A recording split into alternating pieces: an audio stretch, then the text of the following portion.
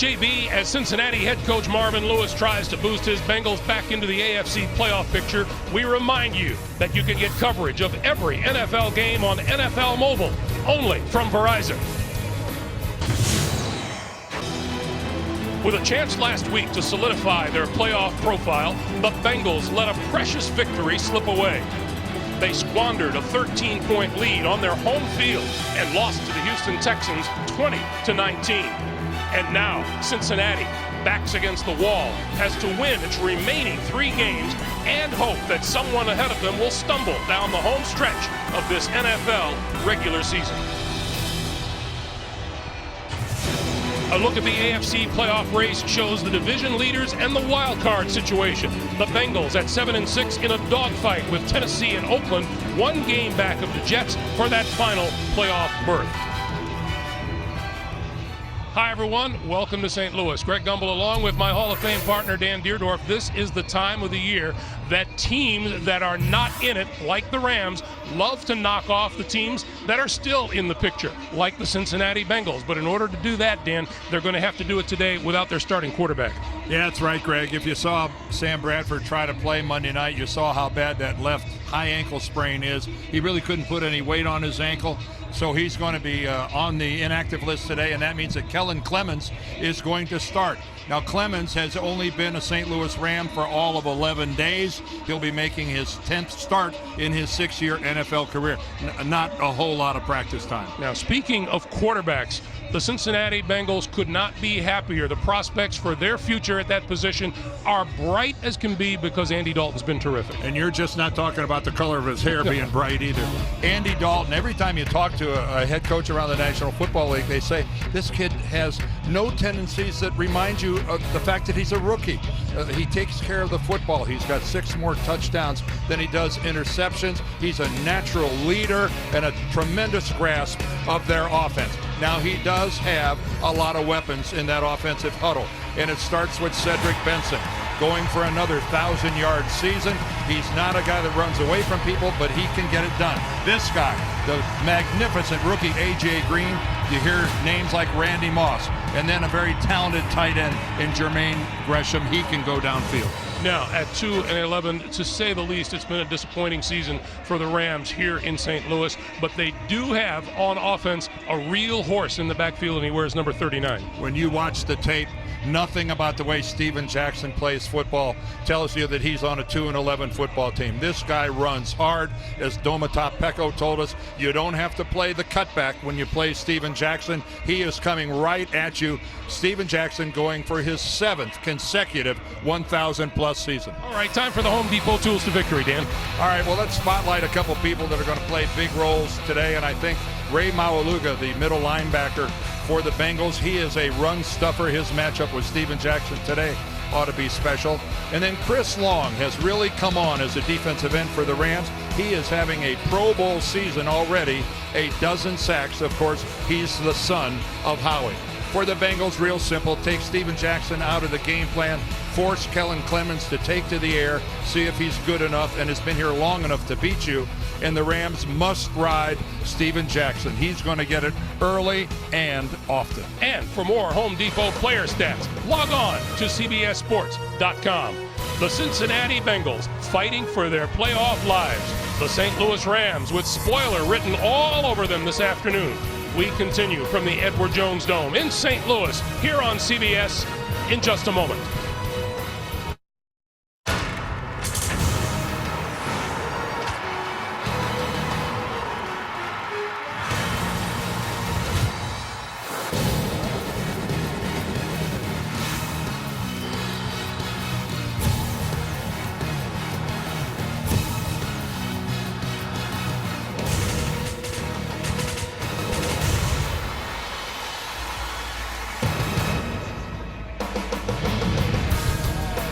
This was supposed to be a rebuilding year for the Bengals, but names like Dalton, Green, and Gresham have been terrific.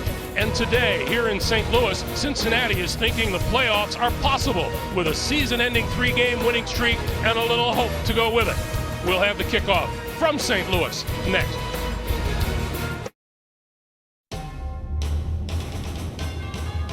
CBS Sports welcomes you to the following presentation of the National Football League.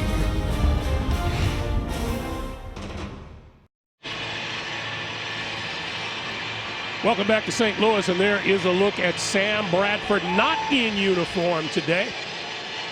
A lot of talk about how perhaps he may be done for the season, and that may very well be, but that's not the approach that Rams management is taking right now, Dan. No, we were told that they're going to take it 1 week at a time. They're not. That their plans as of yesterday were to not put Sam on IR. I think Sam would fight that, but I think we have to realize that his ankle is pretty bad. It took a step back from his ability to get out there on the field and play on Monday night. He couldn't play very well. Right now I think it's a case that he can't defend himself. He can't move around enough to avoid a hit. Rams won the toss. They will take the ball. First chance. Jarius Norwood on the run out of his own end zone. Spinning out to about the 20-yard line. And that is where the Rams will go to work with Sam Bradford sidelined with the ankle sprain. Kellen Clemens gets the start. He has been a Ram for all of 11 days, now in his 6th season out of Oregon. And realistically, Dan, you do have to wonder just how much of the offense you can grasp in that short of time. Well, we asked him that question directly, and his response was enough. Josh McDaniels, the offensive coordinator, said Kellen's just going to try to get us to the next play. Now, those are not exactly lofty expectations. Steven Jackson with a hole off the right side and out across the 25 to the 26-yard line. The St. Louis offensive line. Number 73, Adam Goldberg, starts at left tackle for an injured Mark LaVour. And there is no question the brunt of the offense is on the shoulders of the franchise's all-time leading rusher, 3-time Pro Bowl running back Steven Jackson. And Steven Jackson is going for his 7th consecutive 1,000-yard plus season, which is some extraordinary accomplishment. Clemens throwing, got his man out across the 40-yard line. It's complete to Austin Pettis for a first down. Clemens doing what he does very well, and that's throw on the run. Exactly right. And again, talking to the Rams, they want to get Clemens out on the perimeter. They know that is what he does well. And again, it gets it away from a suspect offensive line. So a good, just a simple route by Pettis, just a simple out, and again, against the zone from Cincinnati, relatively wide open, but a good strike from Clemens. With 3 tight ends in the lineup, the pitch for Steven Jackson going to come around the near side, turns the corner, midfield, and out of bounds short of the 45. A solid defensive line for the Cincinnati Bengals. Defensive tackle Geno Atkins has a team-high 7 sacks from the inside. Ray Maualuga anchors the defense from his middle linebacker position, more comfortable there than when he was outside his first 2 seasons. And in the secondary, Reggie Nelson's 3 interceptions lead the team. He's returned one of them, 75 yards for a touchdown. Well, there's Mike Zimmer, the defensive coordinator for Cincinnati. His game plan all revolves around shutting down Steven Jackson. He can't be thrilled with the start that Jackson has had. Well, he's going to get another chance here. Jackson left side for a couple as he's bumped out of bounds at about the 43-yard line. Michael Johnson and Domata Peko leading the charge. Everything around Cincinnati defensively today has got to revolve around stopping 39 and forcing a quarterback who's been here less than 2 weeks to try to win the game and take it over. Marvin Lewis, of course, a defensive coordinator for most of his career when he was an assistant coach. 9 years now the head coach of the Bengals, but they desperately want to remove Jackson from it, and they'll do it with 8 and 9 man fronts even. And we got a quick timeout here. 12:50 to play in the first quarter, and Cincinnati calls a timeout.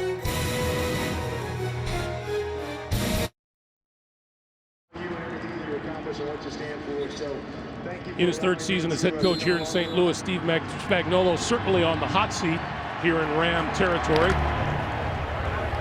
That lower part of that graphic, 1 touchdown in the last 25 possessions, the lowest scoring team in the National Football League. Clemens in the throw, near side of the field and through the hands of Brandon Lloyd. Incomplete. You know, you're talking about the Rams offense and their inability to score in a National Football League where the rules have been tweaked and amended in favor of the offense, and especially the passing game. It just seems hard to believe that you're talking about a team that has scored 12 offensive touchdowns in 13 games.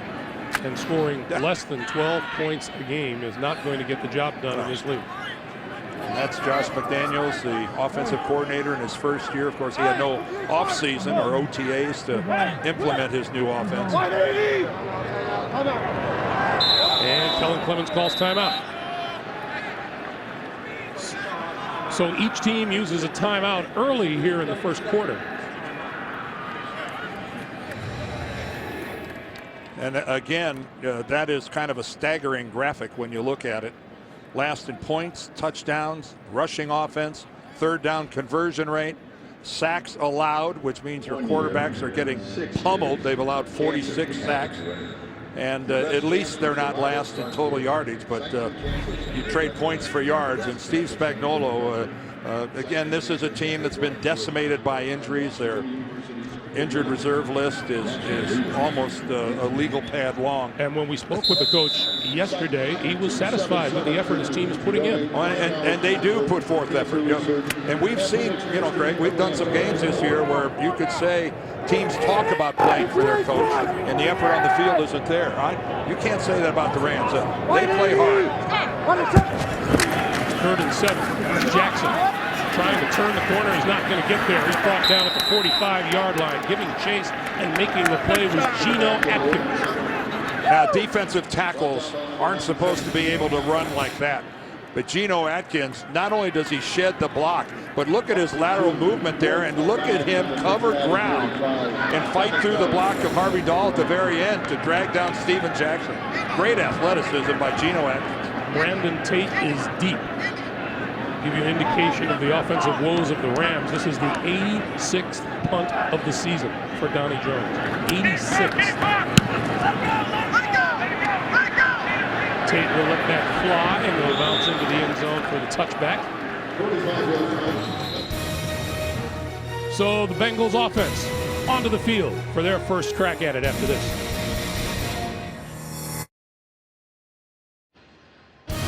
The NFL on CBS is sponsored by Southwest Airlines. Find our fares online only at southwest.com.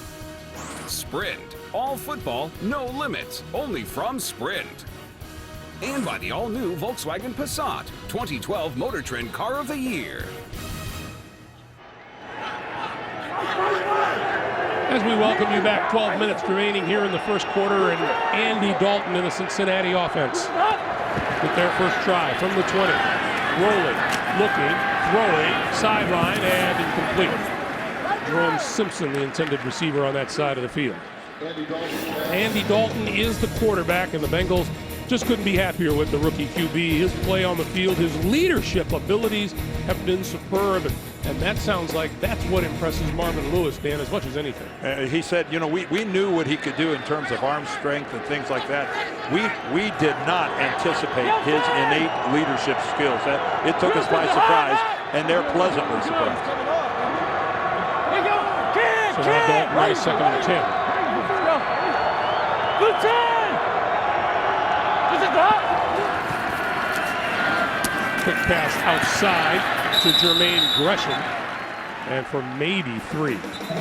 On the Cincinnati offensive line, McGlynn in at right guard for Bobby Williams, number 73 Anthony Collins for injured Andre Smith at right tackle. And everyone talks about the outstanding play of wide receiver A.J. Green, the rookie drafted in the first round out of Georgia. And it was fun listening to Andy Dalton talk about A.J. Green as you look at offensive coordinator Jay Gruden. We said to Marvin Lewis, is there anybody in the NFL that A.J. Green can't run by? And Marvin said, nope. On 3rd and 7. Dalton. Miscommunication there. That falls incomplete. And a penalty marker is down back where Andy Dalton was hit. I don't know why A.J. Green stopped running his route. Personal foul, roughing the passer, defense, number 92. Helmet to helmet on the quarterback. 15-yard penalty, automatic, first down. Eugene Sims with that hit. which didn't look like a huge hit. Well, does he go helmet to helmet? It looks like his helmet hits the helmet of Andy Dalton, and you cannot strike a quarterback in the neck or the helmet area anytime. So Steve Spagnuolo is explaining that to him right now. Yeah, cost the Rams a chance to get off the field. New set of downs for the Bengals.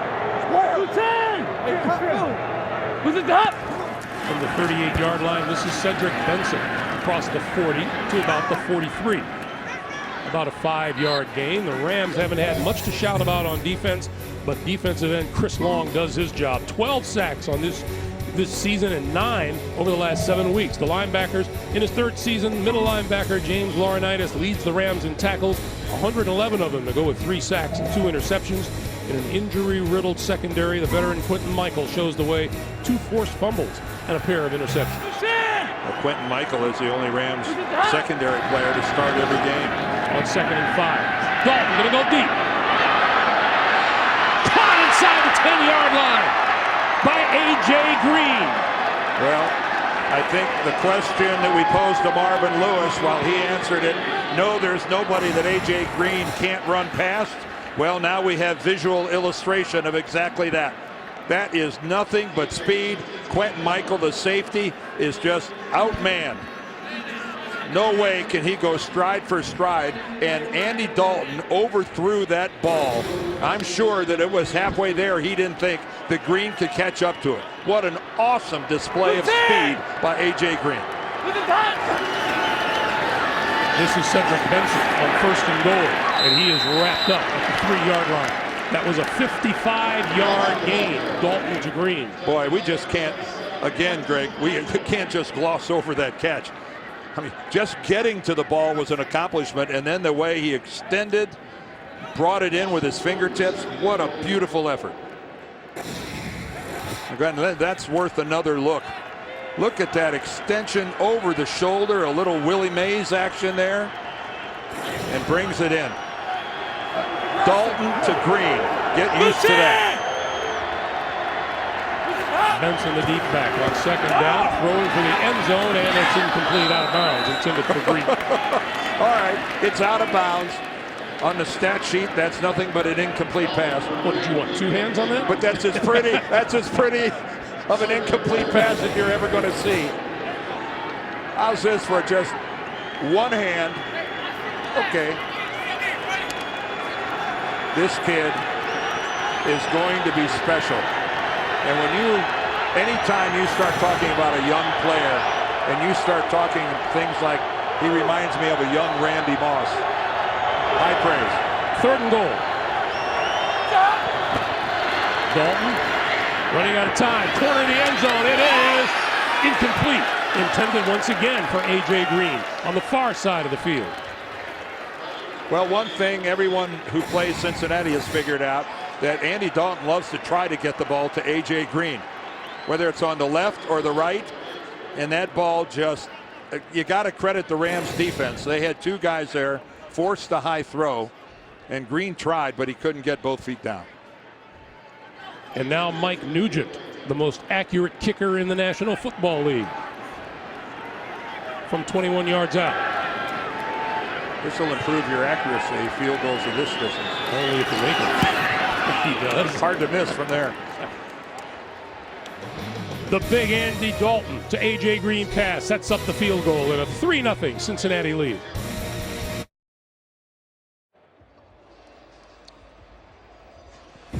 Hey, tonight on Survivor, we're down to 3 tribal councils and 2 suspense-filled hours. Don't miss the season finale and live reunion show tonight, only CBS.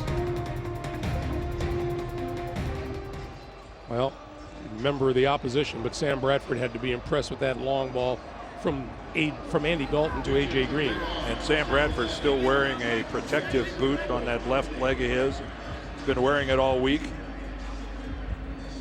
It was really painful to watch him play on Monday night. He couldn't put any. He could put some weight on, but he didn't want to put weight on it and drive through throwing a ball downfield. It was tough. Norwood going to get a chance to return this one from his own 2-yard line. And is cut down at about the 15. Let's go back to that 55-yard connection. Well, the Rams were in the right defense. Here's Green right here, but you got a deep safety, and he sees him coming. And that's it. That's just it. You're in a position. You got the safeties back, and the safety from the other side, Michael, he's running with him. But again, you had two safeties playing the deep outside of the field, Stewart and Quentin Michael, and they both just get run right past by A.J. Green. Those are terrific numbers, whether you're a rookie or not. On first down, Steven Jackson for not very much. We get our first NFL Today update of the day. From New York, JB and Coach Cowher, guys. Greg, it is Cam. Yeah, consensus rookie of the year, despite A.J. Green down there. 26 yards. Steve Smith, after a Houston Arian Foster fumble, Carolina on top, 7-0. Cam and Steve working again. Greg and Dan also. JB getting a little poetic. It's kind of early in the day for that, isn't it? I don't think either one of us is up for Rookie of the Year. Brian. Second and 9. Brian, what is up? Play fake to Jackson. Outside, and this is complete across the 25-yard line to Austin Pettis for a first down. And that's good work by Kellen Clemens. Good play action fake, and listen to that. That's a nice tight spiral when you hear it hit the chest of the receiver, Austin Pettis. And again, I think Josh McDaniels, the offensive coordinator for the Rams, has got a lot of different things to try to take advantage of what Kellen Clemens does well. A lot of movement, I would expect today, and a lot of play action. From the 26-yard line, 3 tight ends now for the Rams on first down. Jackson again. For maybe 2 to the 28. And Ray Malaluga with the hit. Well, I thought it was pretty funny when we were talking to Doma Peko, the defensive tackle for Cincinnati, when he goes, well, when you talk about playing Steven Jackson, nobody has to worry about the cutback. He goes, he takes 3 steps, and everybody on the defense knows where he is going. Steven Jackson rarely changes direction and cuts all the way back across. He is a plan and take it upfield and get out of my way kind of runner. On second and 8, Clemens going to throw it. And across the 40-yard line, it is complete to Brandon Lloyd for another first down. And Clemens looking very good throwing the football early on.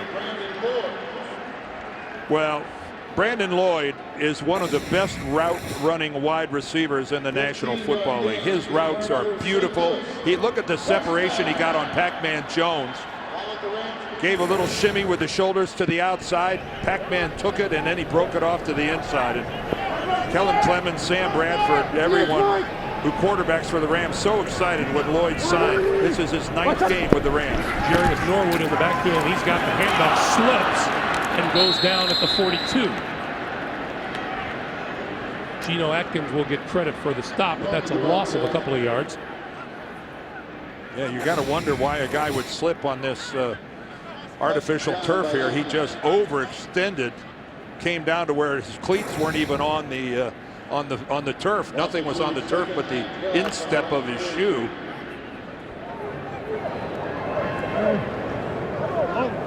Adam Goldberg at left tackle starting for Mark LaVour today. Second and 11. Who was starting for Roger Safran. And on it goes for the Rams. Quick pass outside. That is complete. Oh, did he get them both down? Yeah. Brandon Lloyd to the 49 of the Bengals. And we have a penalty marker down. Personal foul, roughing the passer. Defense, number 42, leading with the helmet into the quarterback. That call is on Chris 15-yard Crocker. penalty, automatic, first down. Well, Chris Crocker is coming in on the blitz from the backside. And again, defensive players, there's so much talk about this. Why would he jump? Why would he jump and then hit Clemens in the back of the helmet with his face mask? That is the look of a frustrated coach right there.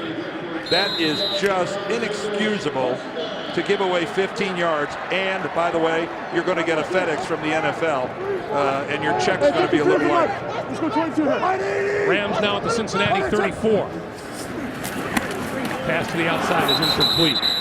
Austin Pettis, the intended receiver. It'll be second down. You know, going back to Crocker's hit, there are times, Greg, in this league, I think, where there's helmet-to-helmet contact, where sometimes it's hard to avoid because maybe the offensive player moves into it or something like that. But that's a stationary target. With a minimal effort, you could keep from hitting him in the head. He actually had to jump to make it helmet. I know. It's just it defies description. Jackson inside the 30 to the 25. Man, that's good running. Be about a yard short of a first down. You gotta love Steven Jackson. He is a professional football player. His football team has won only 2 games, and this guy works hard. He works hard in practice, and he really runs hard in games. By the way, the Rams today wearing one of the great NFL uniforms of all time. Yeah, well, and it's the uniform that they wore in their Super Bowl season back in '99 because they're honoring Marshall Faulk at halftime, putting him on up in their Ring of Honor. Just a great look. This is Jackson. Yeah. And Jackson is going to lose yardage back to the 27. And Nate Clemens led the charge from his quarterback position. Well, Nate Clemens, for years, whether that was in San Francisco or Buffalo, Clemens always a good tackling corner. Coming out of Ohio State, he learned how to tackle in the Big Ten, and he's been doing it his whole 11-year career in the NFL. So the field goal unit led by Josh Brown comes on, and this will be from about 45 yards out to tie the game.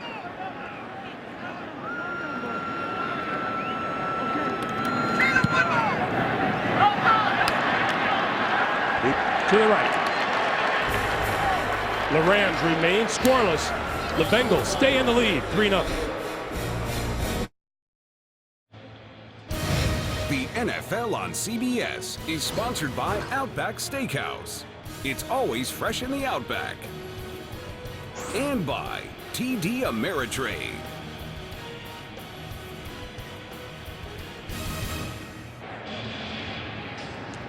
All right, welcome back to St. Louis, everybody. Donnie Jones, the holder here. Now he's got, look at the umpire right over the snapper, Jake McQuaid, trying to move the defense out of the way. Jones kind of bobbled the snap at the beginning, but he got it down okay. That's just a clean push by Josh Brown off to the right. We have another penalty marker down in the backfield on that incomplete pass. And Jerome Boger says this is going to be a hold against the Bengals. Holding. Offense, number 66. 10-yard penalty, replay, first down. That's Mike McGlynn, who is filling in at right guard today for Bobby Williams.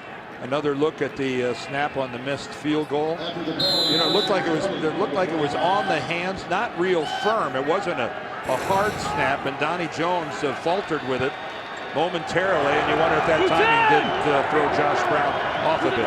Bengals back off 10 yards. It's now 1st and 20, and Cedric Benson out to about the 28-yard line. Let's get another NFL Today update. Busy guys early today, Dan and Coach. The still productive Drew Brees. Yeah, JB, his 41st straight game with a touchdown pass here to Lance Moore.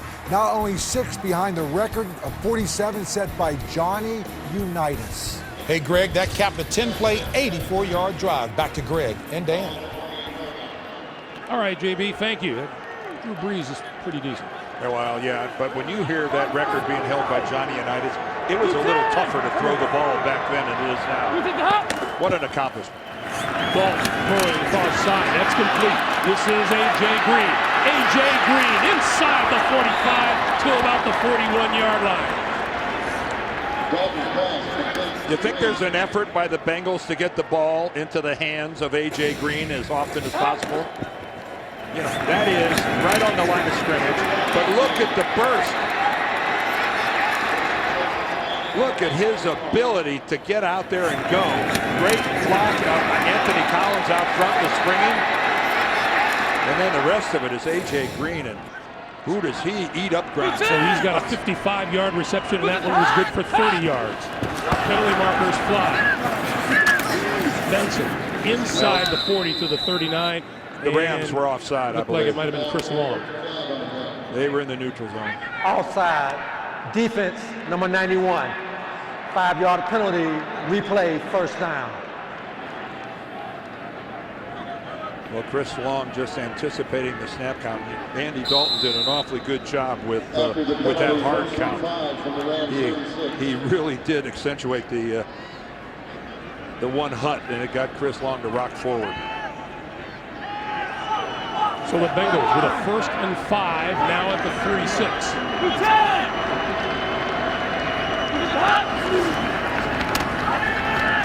Dalton for his tight end, Kochart to about the 30, and that's another first down. Well, A.J. Green has been doing this all season long. And this is week 12 against Cleveland. He had receptions of 35 and then 51 yards. Week 13 at Pittsburgh, that nice little touchdown reception in the back of the end zone. And then last week, he goes up, elevates for 43 yards, and then the 55-yarder just a couple of minutes ago. Special, special, special. On first down, this is Benson, and Benson for about 5 to the 25. I thought it was interesting talking to Andy Dalton, and we asked him about, do you ever kind of regret when you let it go and then you think, oh, this is going to work out okay? He says all the time. He goes out. It's really reached a point where I don't believe that A.J. Green has ever covered. That if it's just man coverage, I'll throw it every time. Now, if I think somebody can undercut it, then I've got to check somewhere else.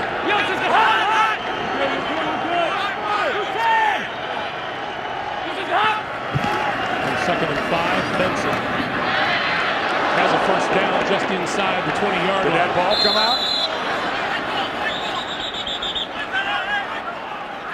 Well, the officials are signaling Cincinnati football. Although there's still a scrum down there. James Laurinaitis doesn't want to let go. No. Whoa, let's not have anybody kick anybody. Cedric Benson got up, and I don't think James Laurinaitis appreciates that. The rule on the field is that we have a fumble recovered by the offense for a first down. Well, you almost, by that, did the ball come out before? Because if he hits the ground first, if that forearm of his makes contact before the ball comes out, but doesn't really matter. The officials ruled that it was recovered by Benson. And a new set of downs for the Bengals just inside the 20. That receiver looks lined up off sides in the slot. That's A.J. Green. With that, we come to the end of the first quarter. One field goal on the board. It belongs to the Bengals. We're coming back to St. Louis for more. It's 3-0 Cincinnati. You're watching the NFL on CBS.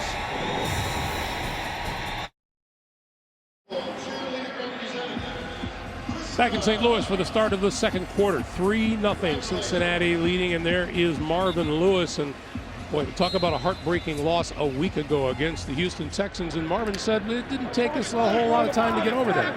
You see his red zone percentages. He'd like that touchdown percentage to be higher. But no, this is a team that's lost 4 of their last 5 games.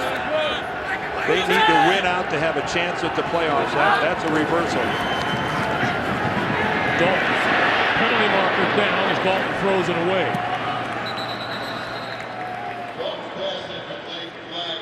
And this is going to be against Cincinnati. Illegal use of hands to the face, offense, number 66. 10-yard penalty, replay, first down. And that's McGlynn. Mike McGlynn, the right guard.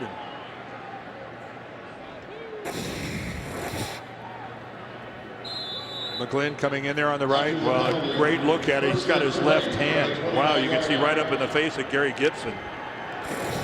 That'll test how often and how much you've been working out with your neck when you get it pushed back by an offensive lineman like that. We're good. So now Dalton looking at a 1st and 20. That's why these guys do a lot of weight training. This is Benson. Changes direction, nowhere to go, and he's brought down. Forward progress will be marked at the 30-yard line. Chris Long makes the stop. Boy, for a moment there, it looked like Benson was going to be able to slide out of there and get an edge, but nice job of honoring your responsibility, but staying home by Chris Long. Right here, there's a bit of a jam, and I think right there, Benson thought he had a shot at getting around the corner a little bit. Good work by Chris Long. So a loss of 1 on that play. Now it's 2nd and 21.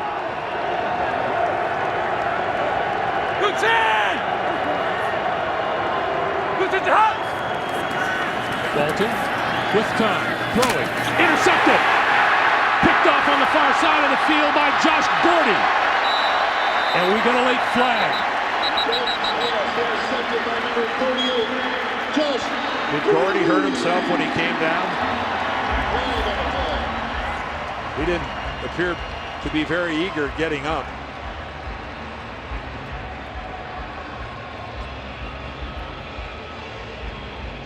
This is a secondary that's already got a ton of problems.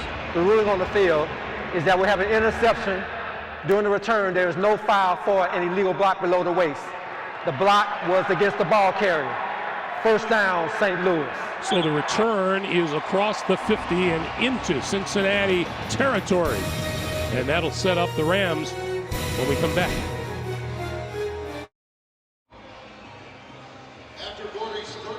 Well, it's been a while since Andy Dalton has thrown an interception. Last time was at Baltimore back on the 20th of November. Well, credit some pretty good defense to the Rams that time. They fooled him with the coverage.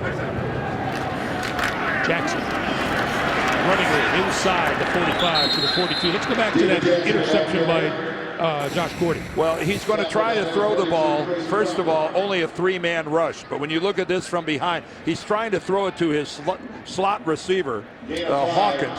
But he doesn't realize that Gordy on the outside, who is lined up and acting like he had coverage on the outside receiver, drops off of his receiver and comes up to play Hawkins.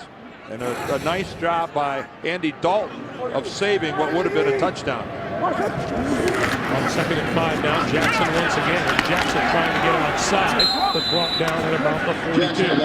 Update time once again to New York. JB and the Bill, how's Chicago getting it done? Look for offense, JB, through your defense. Julius Peppers come around the corner, fumbles, force a fumble. Israel Adonijah jumps on it. Their 8th non-offensive touchdown of the year. 7-7, Seattle and Chicago. A must-win for Chicago.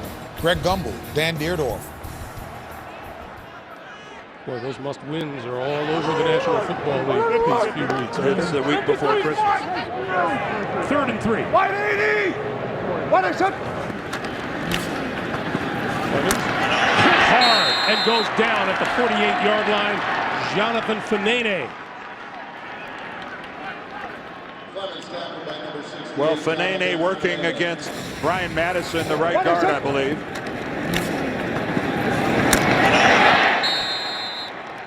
And you can see right there, looking downfield, he's not aware of the rush. And again, that is another face mask right into the face mask of Kellen Clemens. Quarterbacks are taking some shots here. Brandon Tate, fair catch called for and made at the 11-yard line. 12 minutes, 18 seconds remaining in the first half. It's the Bengals 3 and the Rams nothing.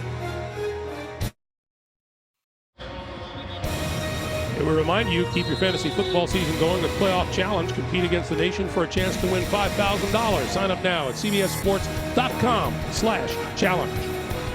Bernard Scott in the backfield. And he gets the handoff. And Scott tries the left side. Close to the 15-yard line. Let's go back to that hit, Dan. Well, you know, you never know what's a penalty and what's not a penalty. There's no question that Fanene comes in and hits Clemens right in the head. And everything we hear from the NFL is you cannot strike a quarterback in the neck or the head area. You can't strike a defenseless player there. And Kellen Clemens took a pretty good shot to the head. Now, he wasn't in the act of throwing. Was he completely defenseless? He was just standing there. There's a lot of gray area. This is Scott to about the 17. All I know is Kellen Clemens took a really big shot to the head on that last play. But he's not being attended to by the Rams medical staff at all. And all in all, Dan, for a guy who's been in town for 11 days, playing pretty well.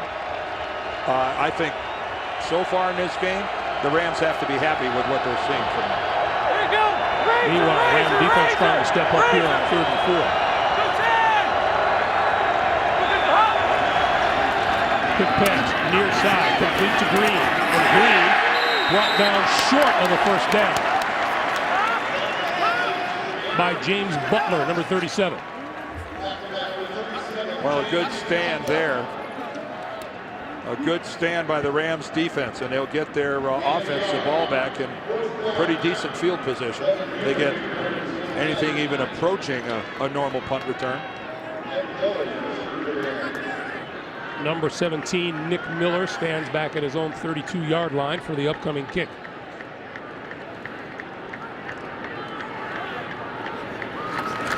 And Kevin Bueller gets it away. Not a great kick. Fair catch called for and made the 45-yard line. Only a 36-yard punt, and that'll give Steven Jackson and the Rams pretty good field position when we come back.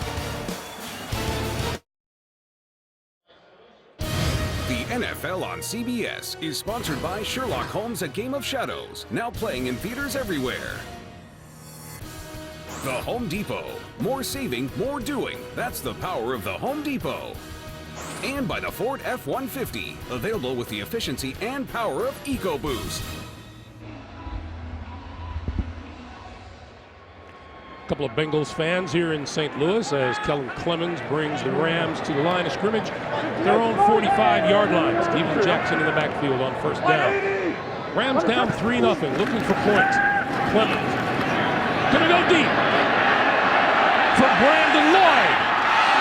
Incomplete inside the 5-yard line. Double covered. Lloyd wants a penalty marker. There is none. Well, Brandon Lloyd got separation. He got by Jones and Nelson, and he got some separation, and he was open, but the ball was underthrown. And that Adam Jones had no idea where the football was. He just goes up in the air, but that ball was a couple of yards underthrown. On 2nd and 10, this is Jackson. And Jackson for a couple to about the 48-yard line. And another update from New York, JB and the coach. Greg, the Giants have won 6 of the last 7 against Washington, Yeah, but secondary issues continue, JB. Grossman, Santana Moss, 20 yards out. They're getting restless in Giant Stadium, 10-0 Washington. that they are. Greg and Dan. Hey, we saw those Washington Redskins last week put up a pretty good fight against the New England Patriots. When the good Rex is there, it's pretty good football. 3rd and 6. And the throw back here to Clemens. Clemens throwing that to the 40-yard line to Austin Pettis, and it is really the catch. And now incomplete. One official said yes, the other moves in and says no, that ball hit the turf. Well, Kellen Clemens, after a little trickery here, wasn't able to get a lot on it. He was falling back as he threw it, and you could see the ball really descending and coming down, and there's a very definitive look of the ball on the ground. Good job by the other official coming in and ruling that he saw the ball on the turf. Clemens just couldn't put anything on that ball. An open receiver couldn't get it there. Brandon Tate. Fair catch called for and made at about the 15-yard line. We'll take a timeout. 9:06 to play in the first half. Hey, tonight on 60 Minutes, the new threat from the Great Recession, plus Meryl Streep on 60 Minutes tonight, only CBS. And happy holidays to you and yours from all of us on our crew here at CBS. Well, the Rams defense is doing their part so far, holding Cincinnati to only a field goal. They've already got a turnover. And we get penalty markers. False start. Offense, number 84. 5-yard penalty, still first down. For tight end Jermaine Gresham. It was going to be interesting to see how quickly this Cincinnati team could get back into the saddle. That loss last week against the Texans, it was such a critical game for them. If they won that game, their playoff destiny was in their own hands. They've lost that luxury with that 1-point loss last week, and it was interesting to see how quickly they get focused. That quick pass to the outside to Green is complete just across the 15 to about the 16-yard line. This A.J. Green is just, the more you see him, the more you like him, the more you just look at the talent that just radiates from this guy. He's got everything, the awesome speed. He's got a 35-inch vertical leap. He's 6'4", tremendous length in his arms. It's other than that, no promise whatsoever. And blazing speed. On 2nd and 8, this is Benson. And Benson for maybe a yard as we go back to New York, where obviously the coach and JB are getting paid by the word. What a rookie season, Coach. No doubt, consensus rookie of the year. His second touchdown pass of the day to Jeremy. Shocking. I'm going to tell you, Carolina is shocking Houston 14-0. Newton, 30 total touchdowns on the season, Greg. Cam Newton, I think it's safe to say, has surprised a lot of people. Pair of rookie quarterbacks going at it in that game. T.J. Yates for Houston. Not quite as celebrated as Cam Newton. 3rd and 6 now for the Bengals. Play clock down to 3. They get the snap off, and that one is batted right back at Dalton, incomplete.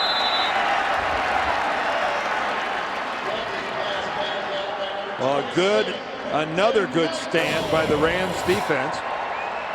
And this is just an overload blitz. Steve Spagnuolo, an old defensive coordinator, he loves this stuff. And you can see the first guy didn't get it, but Quentin Michael, the second guy, did. No one performing well on 3rd down here today. The teams are a combined 0 for 10. And Nick Miller is deep for this kick. Huber did not get off a good one last time, and someone got a piece of that one. This is going to take a Cincinnati roll and come to a stop at about the 39-yard line. But Robert Quinn. I think it was Robert Quinn, the #1 draft pick, came off the edge.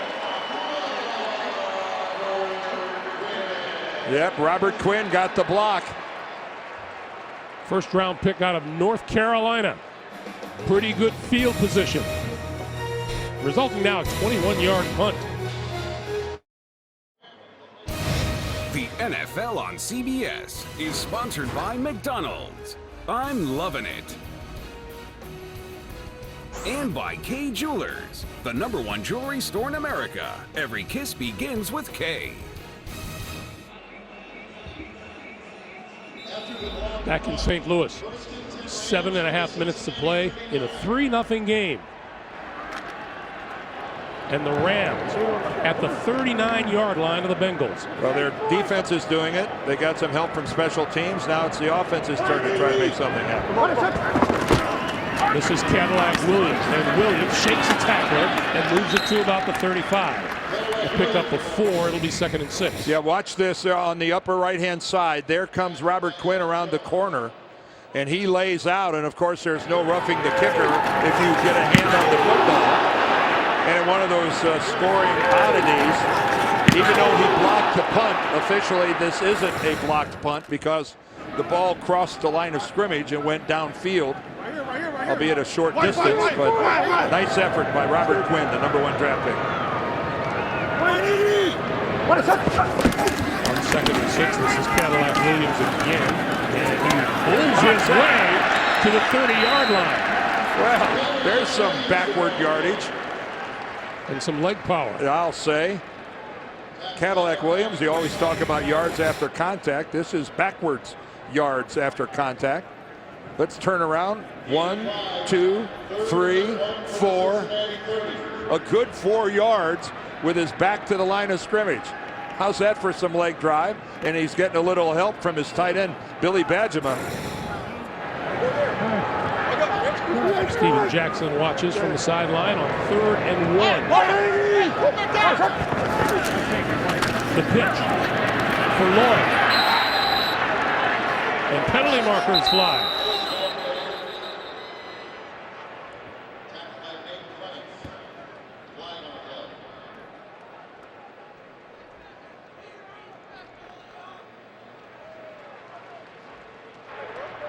Personal foul, tackling by the face mask, Defense, number 24, 15-yard penalty, automatic first down. Well, Adam Jones called.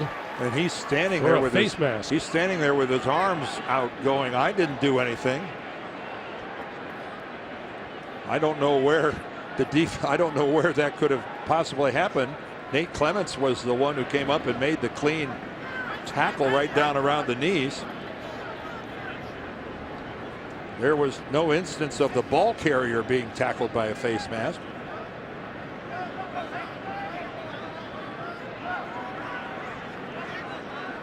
I'm unsure of what Jerome Boger is talking about. Adam Jones, a.k.a. Pac-Man. Still having a conversation about it. I know players always go, it wasn't me, but... Boy, Marvin Lewis pretty free in his praise of Pac-Man last night when we talked to him, too. Since for the first time in his career, his feet being held to the fire and he's being held accountable. Well, you always thought big plays when you thought of Pac-Man.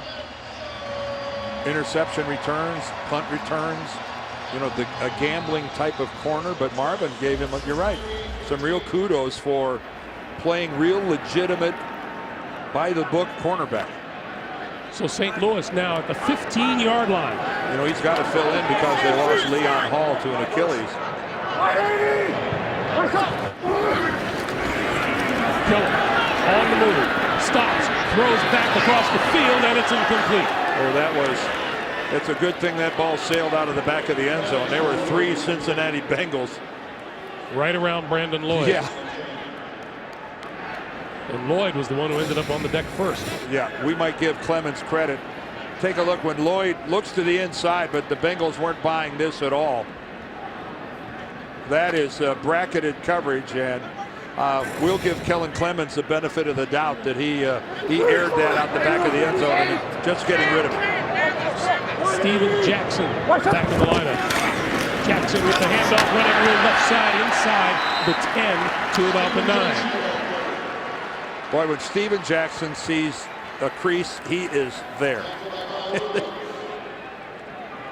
And he saw a pretty good one right here. But when there's a decision to be made about to go to the sideline or to go upfield, it is upfield. Look at him get in there, lower his head, and when you tackle Steven Jackson, and that's exactly what Ray Maualuga did right there with a good hit and a good stick. But that was 2 big boys meeting right there. 3rd and 4. Quick pass this side. Lloyd nowhere to go to about the 7.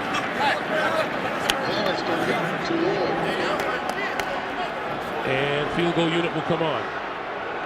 Well, the crowd was hoping maybe that Steve Spagnuolo would gamble a little bit, being in one of those situations where the playoffs aren't an option. Always a ticklish thing for a head coach, isn't it? It is. I think he's doing this for his defense. Let the offense put 3 on the board and reward them for making a good, reward your defense for making a good stand, giving us some good field position. Let's at least come away with 3. Josh Brown from 26 yards out has now hit 35 straight field goals from inside the 40-yard line. That one pulls the Rams into a 3-3 tie. 4:18 to play in the half. There's Kellen Clemens. Kid's got to be spinning, even though he's been around the league for a few years. Steps into the starting lineup here in St. Louis. Everything's new to him. But the timing with the receivers, he admits it's not going to be there. It can't happen that quickly. I'm going to try my best. Brandon Tate is going to run this one out. We're about 7 yards deep in his own end zone. He's got a crease out over the 25 to about the 26-yard line. Hey, vote to send your favorite players to the 2012 Pro Bowl in Hawaii. Vote online or with your mobile device at NFL.com/Pro Bowl or text Pro Bowl to MyNFL. That's 69635. The balloting closes this Monday night. I think there's a tendency on some kickoff coverage teams when they see the ball go that deep into the end zone where they just back her down just a little bit. And I think that's pretty smart every now and then to bring one out. This is Cedric Benson. Benson to the 30.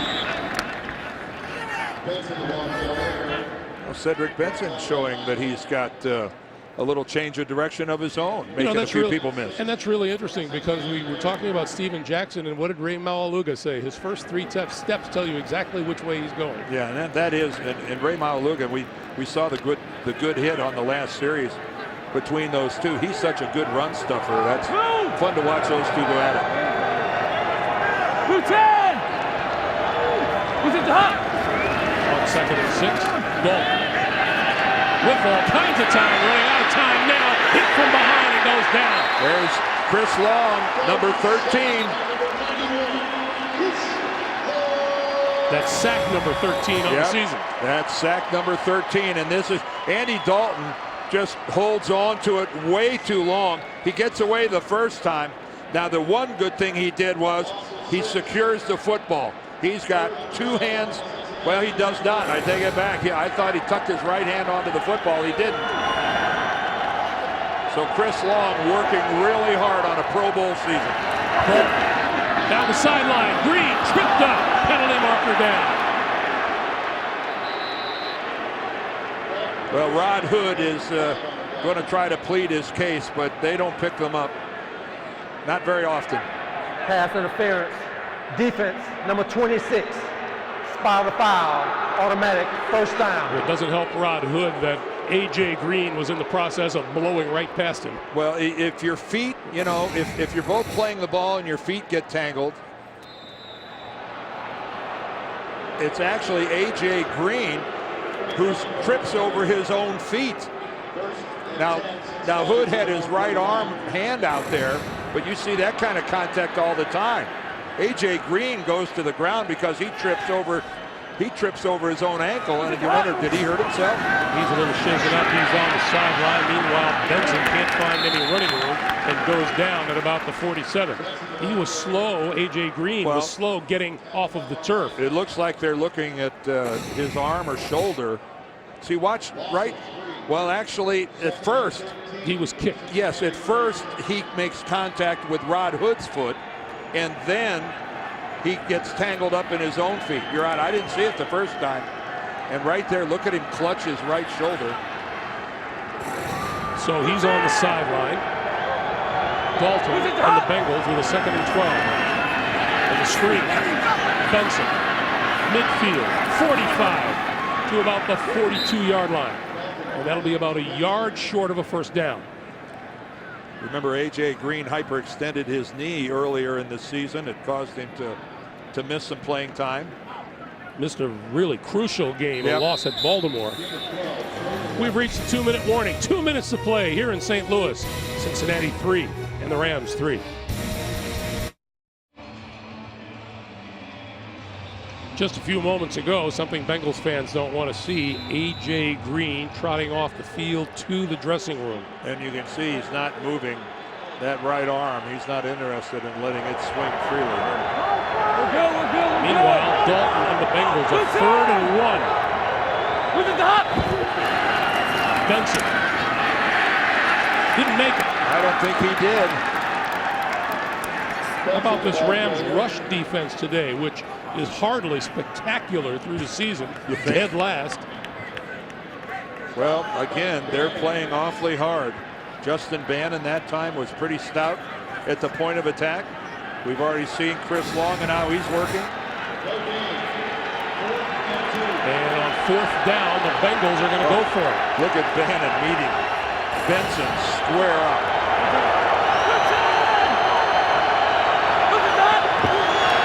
Benson didn't get there either. He didn't even get back to the line of scrimmage, even close to it. What a great play. Brady Papinga, he was in on it. And this Rams defense, again, they're not looking like a 2-11 football team. And that sure made it easy on the officiating crew.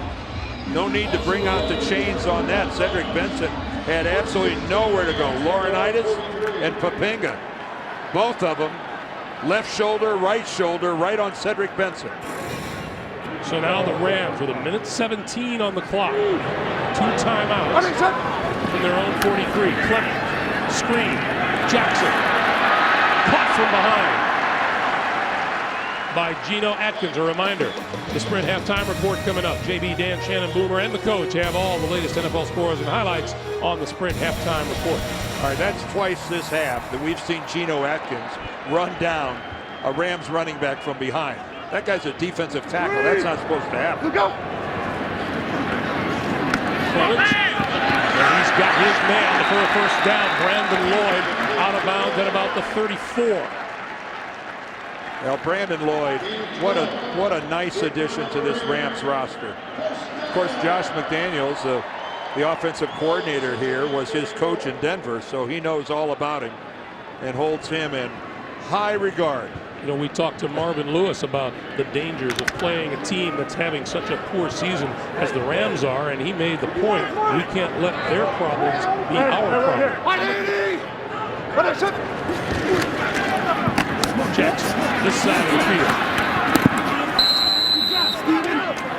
To about the 30, and a timeout is called. Adam Jones making the stop. 39 seconds on the clock. Rams down to one timeout. Well, you look at that statistic and you wonder if Kellen Clemens throws a touchdown pass, if he'll even remember his last time. Hey, gold, 80! Well, I'll guarantee you he remembers it. 53 smart. There weren't enough to forget. Hey, 53, 80! Clemens overthrows. Austin Pettis. 36 seconds on the clock. Again, I think everybody just has to look at this, that as you look at Josh McDaniels working the offense, but to think that a guy is starting and running an offense after only being here for 11 days. He said, no offense I ever ran before shared the terminology that I have to use here in St. Louis with the Rams. It is just everything is starting from scratch. I think it's pretty remarkable that he's played as well as he has. You see that statistic, and if the Rams convert this third down, it'll be a first to them. That one is complete to the 25-yard line to Denario Alexander, and whether he made the first down or not, it's going to be it's going to be just short. Nobody got out of bounds. Just short, and they're going to send the field goal unit on, which doesn't sit well with the patrons.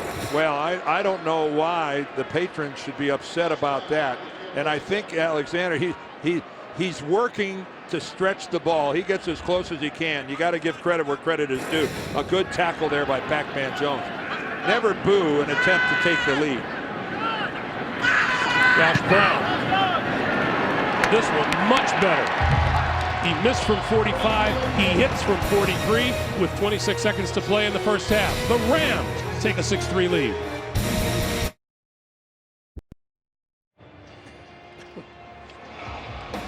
Once again, a reminder, the Sprint halftime report.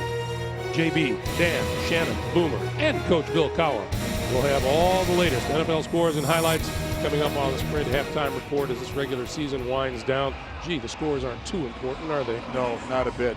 It's the most wonderful time of the year. Are you going to be singing that at halftime? No, I will not. Okay. In an attempt to hold on to our audience. Remarkably, we have not seen a third down converted in this half by either team. Been hard to come by. Brandon Tate is deep for Cincinnati. And he looks like they'll run this one out from about 3 or 4 yards deep. 15, 20, 25. Runs into his own man, breaks free across the 30 and out to about the 34, where David Nixon makes the stop. Passing today, Kellen Clemens more than holding his own. No touchdowns, but the one interception thrown by Andy Dalton. And hard yards for those two. A couple of power runners, Steven Jackson with 48 of them. But keep in mind, Cedric Benson going against the NFL's last 32nd run defense, averaging about 2 yards a carry. I don't think that's what they were expecting. On first down. Dalton throwing. And that's incomplete, out of bounds. Jerome Simpson makes the catch, but was not inbound, so it'll be second down. Well, keep in mind, in a situation like this where you'd really like to stretch the field, that A.J. Green is in the locker room. Mr. Big Play for the Bengals is in there being looked at, that right shoulder. 4 catches for 94 yards. You have to wonder if that's the last we've seen of him for the day. Well, you got to wonder. It's just don't know. The shoulder, collarbone comes into play. Hopefully we'll get a report. This is Cedric Pearman. And Pearman is thrown for a loss back at the 30-yard line by Darian Stewart. And with that, we hit halftime. So the Bengals will get the ball first when we come back to start the second half. But right now, that's the end of the first half. 6-3 Rams. Back with the Sprint halftime report after this message and a word from your local station.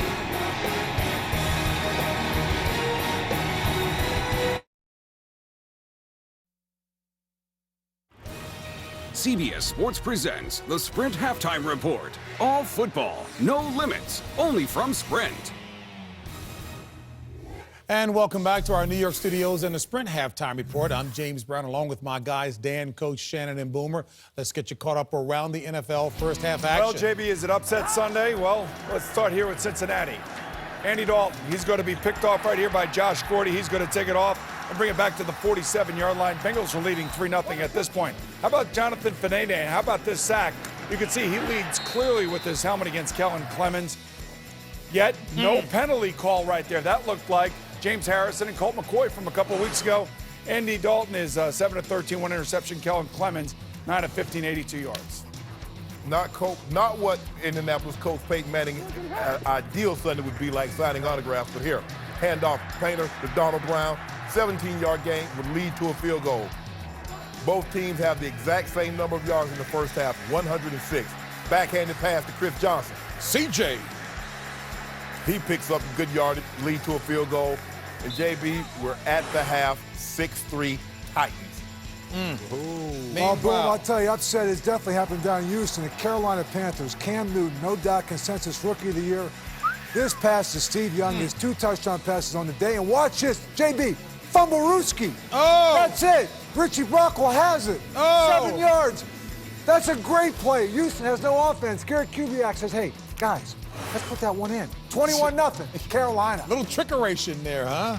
Dan. All right, Drew Brees having another great day. This 1-yard touchdown pass to Jimmy Graham puts the Saints up 14-6. Then Christian Palmer to call a shovel pass right there to Toby Gerhart, goes in for 10-yard touchdown. 14-13 Saints. Drew Brees, 18 for 22, 211 yards in the first half. Wow. 3 touchdowns. That one to Darren Sproles, 21-13 Saints. 211 yards in the half. JB, looks like the Kansas City Chiefs are happy that Todd Haley's not on the sideline. How about Aaron Rodgers? Wow. 6 of 17, 59 yards, sacked right there, fumble because of Tomahawley. How about Kyle Orton? 14 of 19, 152 yards right here. 4th and inches, Kansas City does not make it. Good thing there's 2 halves in every one of these football games, because right now the Green Bay Packers have got to get their collective act together. Last time they trailed at the half, good while ago. Last year against Chicago. Johnny Knox fumbles the football as he goes to recover. He's going to be hit hard by Anthony Hargrove, carted off the field, has movement in his extremities. He would not return to this ball game. Julius Pepper slips, gets up, knocks the ball out of Tavares Jackson's hand, recovered by Israel Adonijah, 7-7 ball game. Caleb Haney. Coach, we were really critical of this young man early in the pregame show. Buys time. Khalil Bell, 25-yard touchdown catch, 14-7, a minute 24 left in the half. Bears on top of Seattle. Meanwhile, over in the Meadowlands. Might have been an omen and a sign of the day right here. Early in the game, 3rd and 7, Akeem Nicks wide open, perfect pass, drop. Now I'll tell you that Rex Grossman, he's going to find some of the secondary woes. Continue with the Giants, corner of the end zone, no one near, 20-yard touchdown pass. And then Darrell Young will take this and breaks a handoff up the middle for a 6-yard touchdown. Off an Eli Manning interception. Then they add on a field goal late in the half. Right now they trail 17-3. Okay, after a Reggie Bush fumble, C.J. Spiller goes up the middle, then he bounces back outside, breaks a couple tackles, goes 24 yards for a touchdown. 7-0 Buffalo at this point. Matt Moore, no one's covering Anthony Fasano, wide open in the corner of the end zone. 22-yard touchdown, 13-7 Dolphins. All right, this is a doubleheader Sunday here on CBS. Most of you will see coming up second half of the day, New England at Denver, while others will see the Jets at Philadelphia or Cleveland at Arizona. Take a look, Boom. Well, there's Tom Brady right there. I think the key to this game is whether or not the Denver Broncos can hold on to the ball control, shorten the game, keep Tom Brady and his offense on the sideline, and certainly do not turn the football over against the Patriots if you want to win the game. Well, this is the perfect situation for the Broncos and Tim Tebow, coach. The Patriots defense are not very good, and we're being kind when we say that. So he should be able to run the football and throw it, because Orlovsky against Indy was 30 of 37 for 353 and 2 touchdowns, and I think Tebow can put up similar numbers. And you know what? And I agree with that. And I'll say the one thing, where they want to keep it slow, but look for New England to come out with the no huddle and try to get this pace going fast, because I see that's what they do best when they're on the road. They like to no huddle. That's exactly what I was going to say. Is the upbeat. If you're Tom Brady, you're telling everybody we want to score points early, put pressure on Team Tebow to match them offensively. And remember, those games are coming up next, second half of our doubleheader here on CBS. But we thank you for watching the Sprint Halftime Report. We'll get you back out to the second half of your game right after this. CBS Sports presents the Sprint Halftime Report. All football, no limits, only from Sprint. CBS Sports presents the Sprint Halftime Report. All football, no limits, only from Sprint.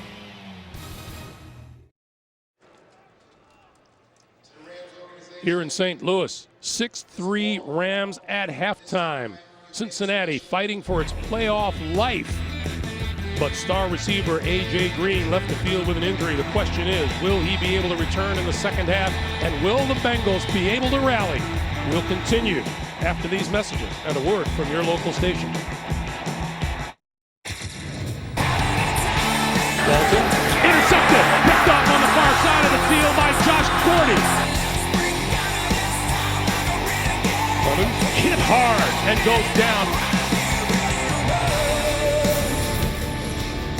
There's our halftime score. St. Louis leading it by a score of 6-3. Field goal contest as we get set to start the second half. Let's take a look at the Droid Razor play presented by Motorola. Well, it's really going to show how well the Rams have been playing run defense. And this time, Brady Papenga, James Laurinaitis get in there. That was textbook stop on a fourth down.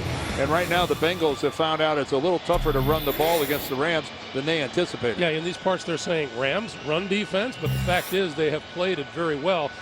We were talking about whether or not A.J. Green would return in the second half.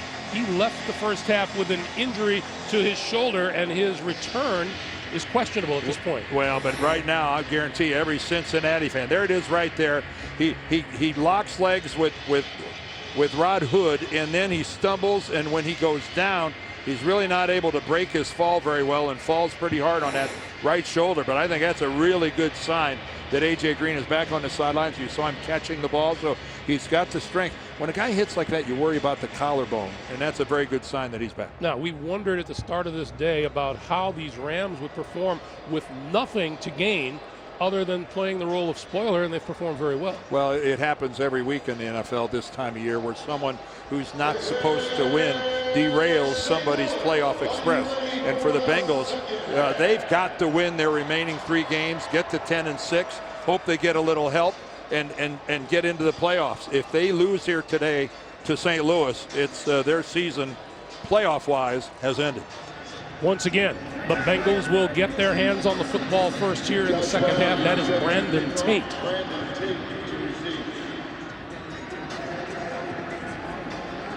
And it has been a pretty good showing so far for the hometown Rams, considering what they've done this season, or haven't done. This is Tate, and Tate, about 5 yards deep in the end zone. We'll bring it out up the near sideline. And across the 25 to about the 26-yard line. Chris Chamberlain making the stop, and here comes A.J. Green. So he will at least start the second half. Well, that's really good news.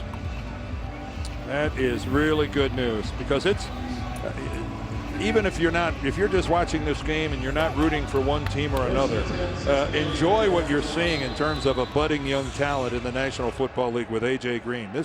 This guy is going to be on Pro Bowl teams and all pro squads for a lot of years if he keeps ascending the way he has so far. This is Cedric Benson.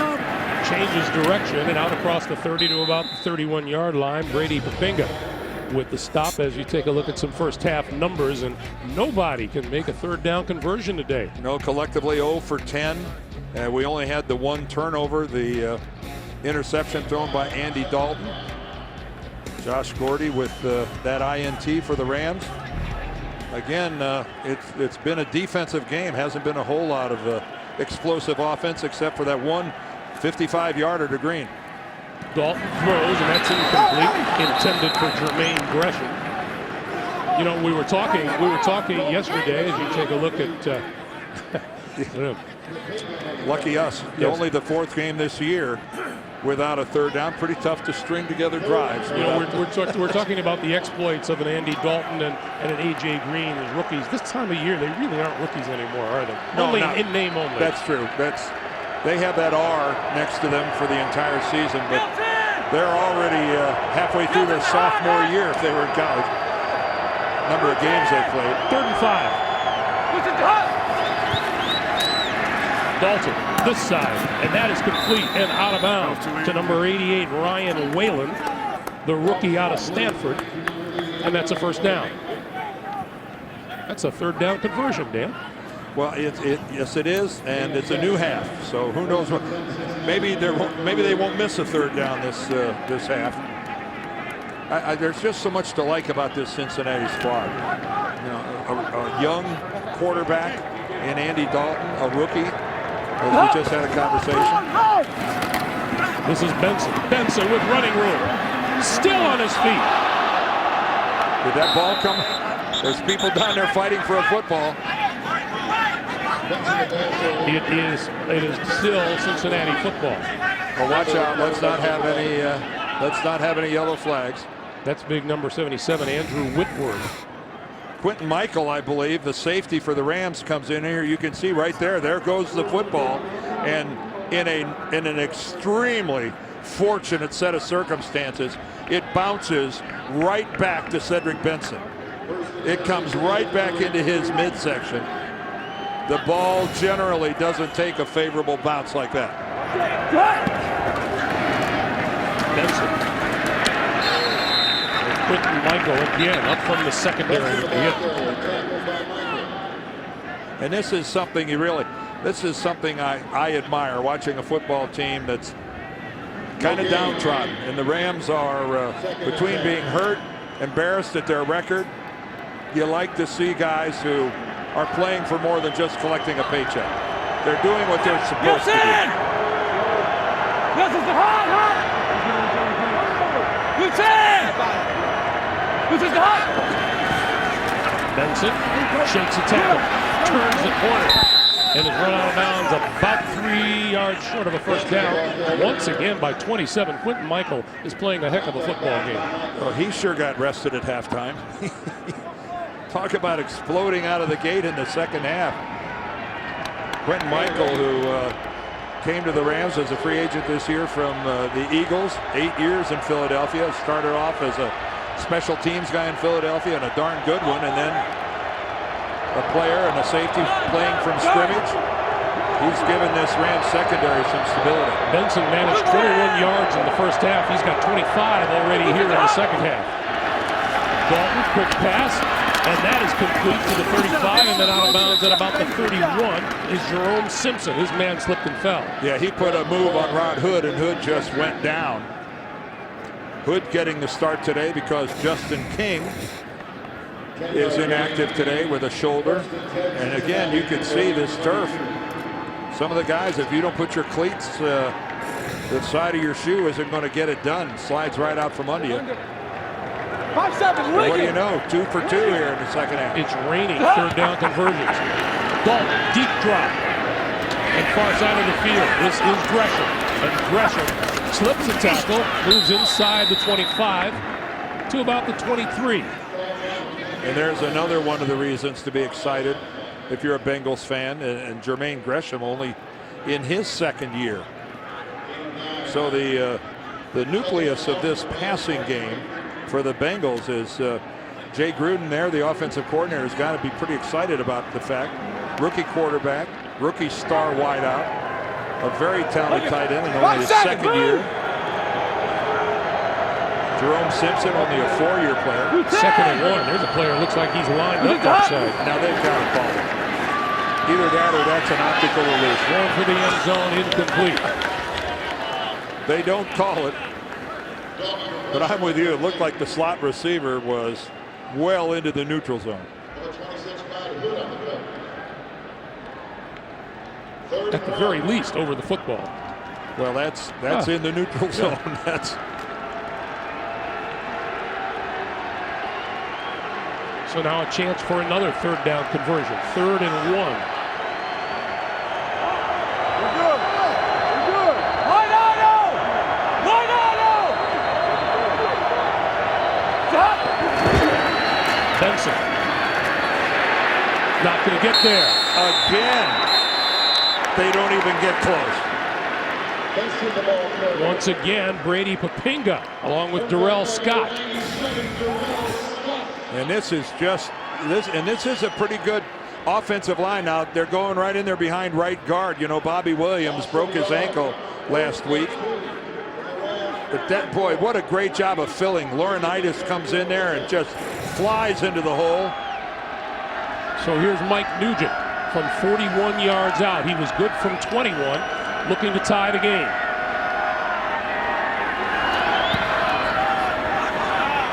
And he kept it just inside that upright.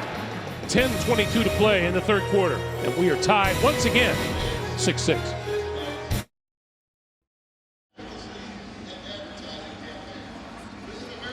Well, this was the last 4th down play, and you can see Green in there, and he got that right arm hanging down at his side and sticks his left arm out to protect himself. He wasn't targeted on that drive. In the next drive, we're going to look at it pretty closely to see if A.J. Green is, if he's out there, whether he's a decoy or whether he's going to be able to participate. Meanwhile, Andy Dalton has moved past Joe Flacco. Number 5 all time in yardage for rookie quarterback. Jarius Norwood going to run this one out of the end zone and will not reach further than the 15-yard line. Terrific coverage. 10:18 to play in the 3rd. The NFL on CBS is sponsored by Southwest Airlines. Find our fares online only at southwest.com. Garmin. Give a Garmin GPS this holiday season. And by the 2012 Jeep Grand Cherokee.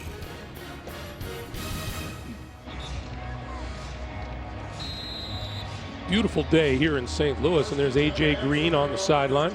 And well, the good news is they're just talking about the things that ordinarily an offensive would talk about during a break like that, and it's not the trainers looking at him. So we'll see if he's okay next series. Clemens going to run with it across the 20 and down at about the 23-yard line. Well, that's one of the things Kellen Clemens can do. He's a good athlete, and again, that just gets the defense. The more motion you can show these guys, the more you can break from the pocket, get out on the perimeter, protect the football. You saw the big swipe at the football there.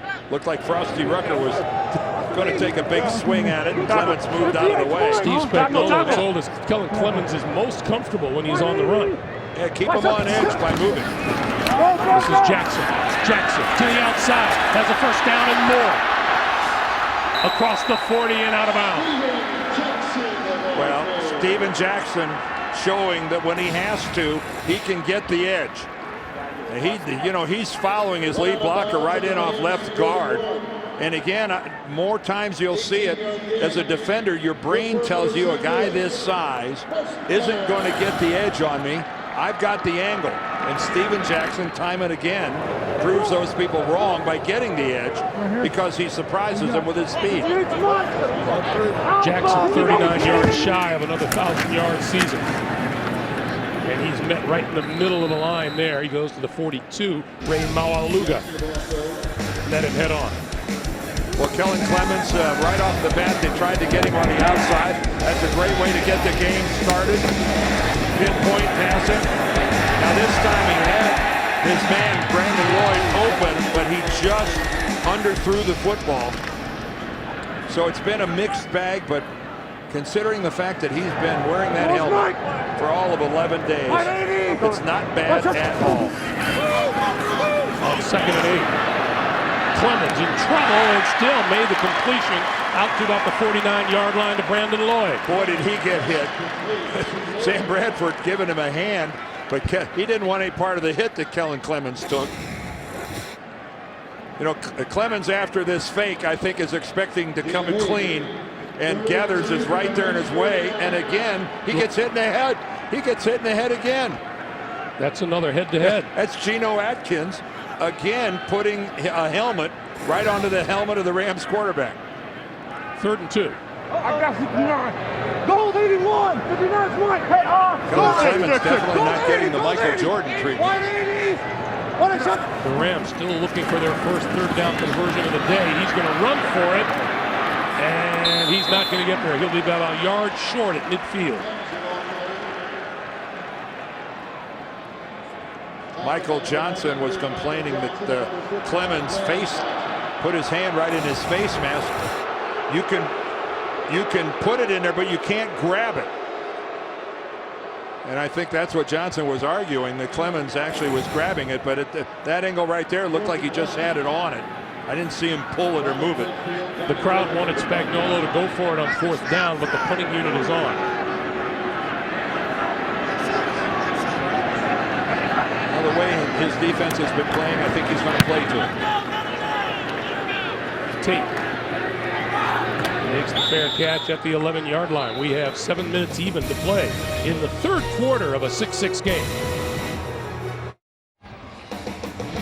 Hey, coming up next, Tom Brady and the New England Patriots, Tim Tebow and the Denver Broncos, or Mark Sanchez and the Jets up against Michael Vick and the Eagles, while the Browns battle the Cardinals. Check your local listings. Josh McDaniels, the offensive coordinator of the Rams, familiar with both of those guys. Coached Brady in New England and drafted Tebow. Jermaine Gresham, I believe that's the 2nd time he's moved today. Offense, early. number 84. 5-yard penalty, still 1st down. That is number 2. You are correct. You know, this whole Tim Tebow thing, Dan, I just fear you have to alert the hospitals, because there are an awful lot of people that have been jumping on and off of that bandwagon, and they're going to get hurt. Well, the bandwagon is in different places. The first 3 quarters and then the 4th quarter.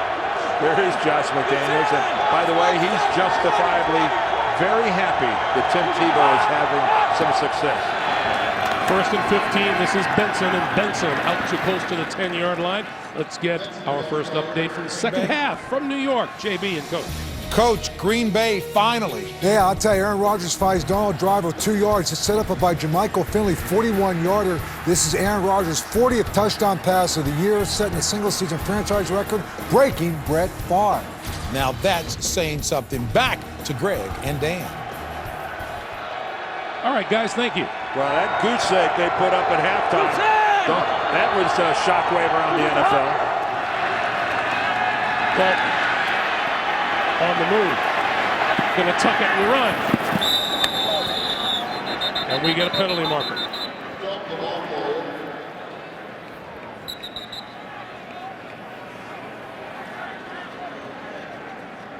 Here's Jerome Boger. Holding. Offense, number 73. Half the distance to the goal. Replay. So Anthony Collins guilty of the hold, and that'll back the Bengals up. Well, here's A.J. Green. Now he's running. You know, he's moving his right arm. There he is putting it up in the air. He's calling for it. So that's a positive sign. He was open. Dalton wasn't able to get him the football. But by then, Andy Dalton had tucked it and was in run mode. 2nd and 16.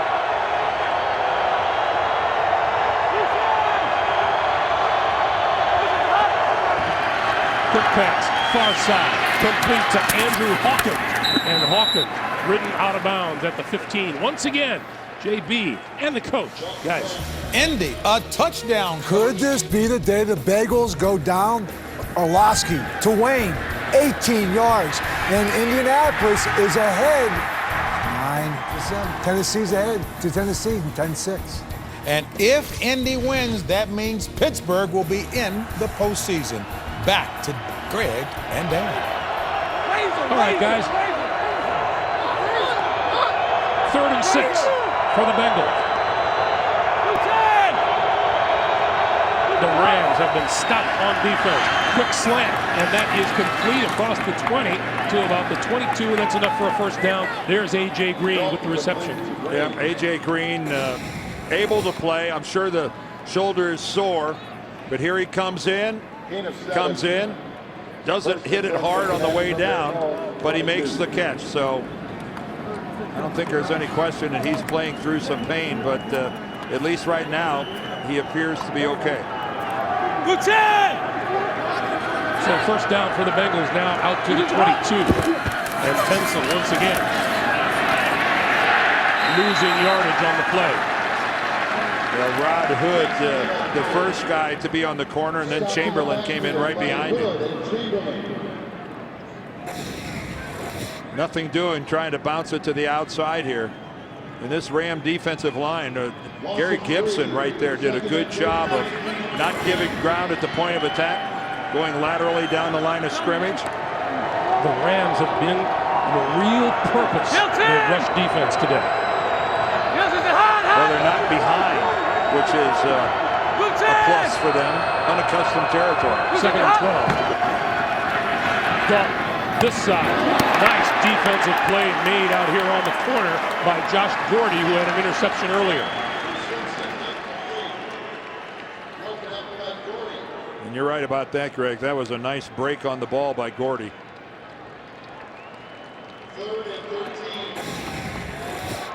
And this is just Dalton comes back over and throws a pretty good ball, although it looked to be just a wee bit back behind Simpson.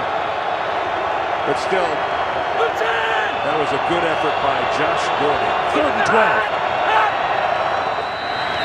12. Lots of movement up front. And this is going to make a 3rd and 12 a lot longer.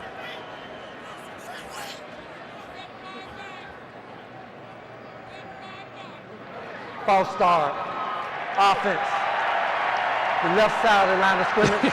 Moved before the center snapped the ball. It looked a lot. 5-yard penalty, replay 3rd down. It looked a lot like Andy Dalton may have not been the only one who knew what the snap was supposed to be. Well, I think Kyle Cook, the center, I think everybody knew what the snap count was except for Cook, because the entire offense went in motion and he's still squatting over the ball.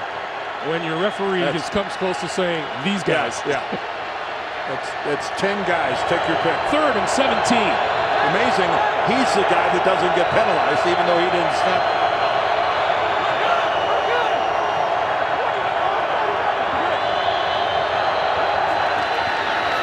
Dalton going to give it straight ahead to Pierman, and Pierman out to about the 26-yard line.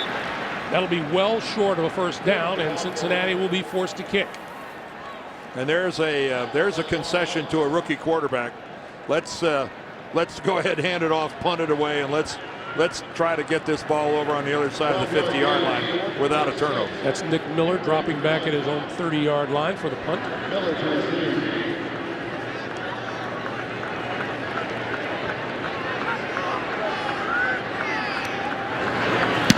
Cuba gets a dandy off. Fair catch ball field. And made at the 31-yard line. 3 minutes, 20 seconds to play in the 3rd. Anybody's game, 6-6. The NFL on CBS is sponsored by the Droid Razor by Motorola. Droid strong, razor sharp. And by Bud Light, the official beer sponsor of the NFL. Here we go. Just 3:20 remaining here in the 3rd quarter, and time's growing short for the Cincinnati Bengals, who are on the edge of the AFC playoff picture. They are 1 game behind the New York Jets in a tie with Tennessee and Oakland starting this day at 7-6. On first down, Steven Jackson. Maybe a yard to the 32. This is just living proof that games don't always work out and play according to form. This was supposed to be pretty much of a cakewalk for the Bengals, And the Rams were going to roll over and play dead and say good luck in the playoffs. Well, as we all know, that's not the way it works in the National Football League. Guys like Mike Zimmer know it. Marvin Lewis knows it. 180! What's up? Clemens to throw. Jackson. And Jackson hit right in the middle of the field by Ray Maualuga. Only one network launched the most new hits this season with shows like Two Broke Girls, Unforgettable, and Person of Interest. Only CBS. So that hit Maualuga hit on Steven Jackson. What did he tell us yesterday, Dan? They've been talking all week long about how they don't want to be on Steven Jackson's highlight reel. 180! Rams over 7 on 3rd down. On the blitz, he goes down. Nate Clemens off the corner. Boy, that was perfectly timed, and Kellen Clemens took a big hit. Completely from the blind side, and he didn't feel that coming at all. And luckily he saw it at the last second. Ooh, you can see he was able to duck and come down at the last minute.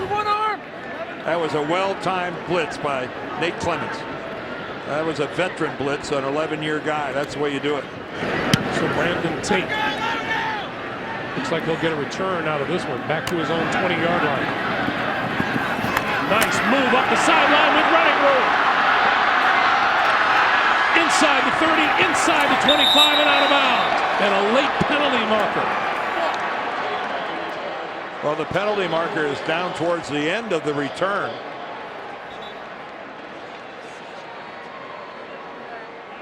That's a 54-yard kick and a 56-yard return.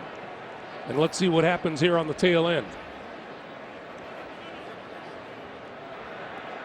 At the end of the return, while the runner was out of bounds, personal foul, unnecessary roughness, kicking team number 37, second act while the runner was out of bounds, half the distance to the goal, first down. Well, as if the return wasn't tough enough, James Butler adds more yardage. Look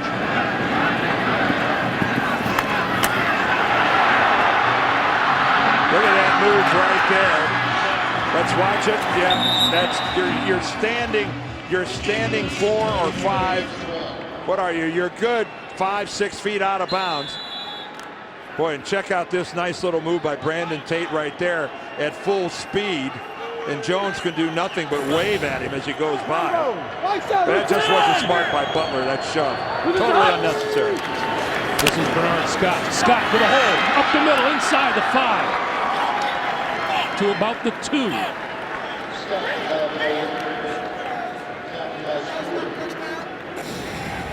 Well, Cincinnati was in desperate need of a big play, and Brandon Tate delivered.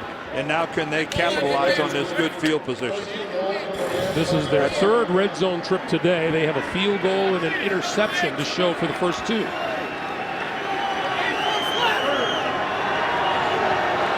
tight end.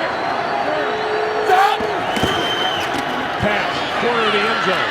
Penalty marker flies as that falls incomplete, intended for Green. And Green wants out. He landed on his shoulder again. And he comes up pointing to the sideline and say, I'm not sure I can do this.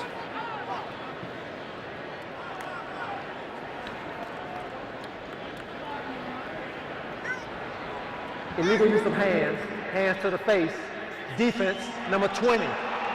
Half the distance to the goal, first down. Darian Stewart. Well, he drew the, and they're just saying that the hand, you're allowed to strike that receiver as he leaves, but you can't jam him in the face mask. You can't have one of your hands just drive right into his face mask. And as you can see, A.J. Green is in pain once again. Domata Pecco in the backfield. And Scott follows him around the left side, just shy of the goal line. Boy, it seems so far in this game that the smaller the distance that the Bengals need to pick up, the tougher it is. We saw them really struggle on some real short yardage conversions. The Rams are giving up yardage and very grudgingly.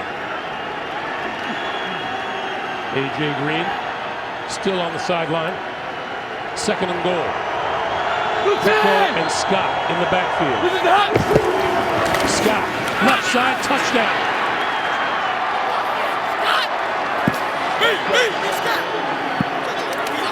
Bernard Scott with his 2nd rushing touchdown of the season. And the first touchdown of this football game, as we've had nothing but field goals to this point. And that is the way you capitalize on your special teams delivering good field position. Good surge off the left side. Gresham gets a little kick out block. Great pull by Mike McGlynn. McGlynn comes around. Nugent's extra point is good. Final seconds of the 3rd quarter upcoming. 12 seconds to play in the 3rd. First touchdown of the day belongs to the Cincinnati Bengals. And they lead it 13-6.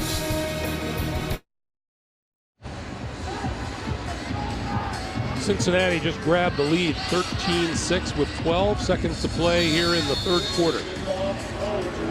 Jarius Norwood is deep for the Rams, who are 1-50 since the start of the 07 season when trailing after 3.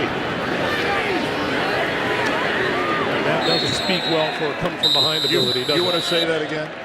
1-50 since the start of the 07 season when trailing after 3. The problem is that there it is in black and white right in front of you. This team is just so severely points challenged. Averaging less than 12 points a game. It just puts such strain on your defense and your special teams. You can't make one mistake, because if you do it's the margin of victory. Clemens throwing the other way, and that is complete to tight end Lance Kendricks, but a pickup of only about 2, maybe 3, and that brings us to the end of the 3rd quarter. 13-6 Bengals. We're back to St. Louis after this message and a word from your local station. You're watching the NFL on CBS.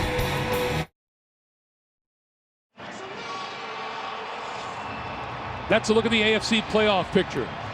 And Tennessee down by 11 as we speak. If they lose, Pittsburgh clinches at least a wild card spot. Well, and of course, Cincinnati is really hoping that Tennessee loses. That aids their cause. If they're able to win today, they got to take care of their own business up by a touchdown. Welcome back as we start the 4th quarter, everyone. 2nd and 7. The pitch for Jackson, right side.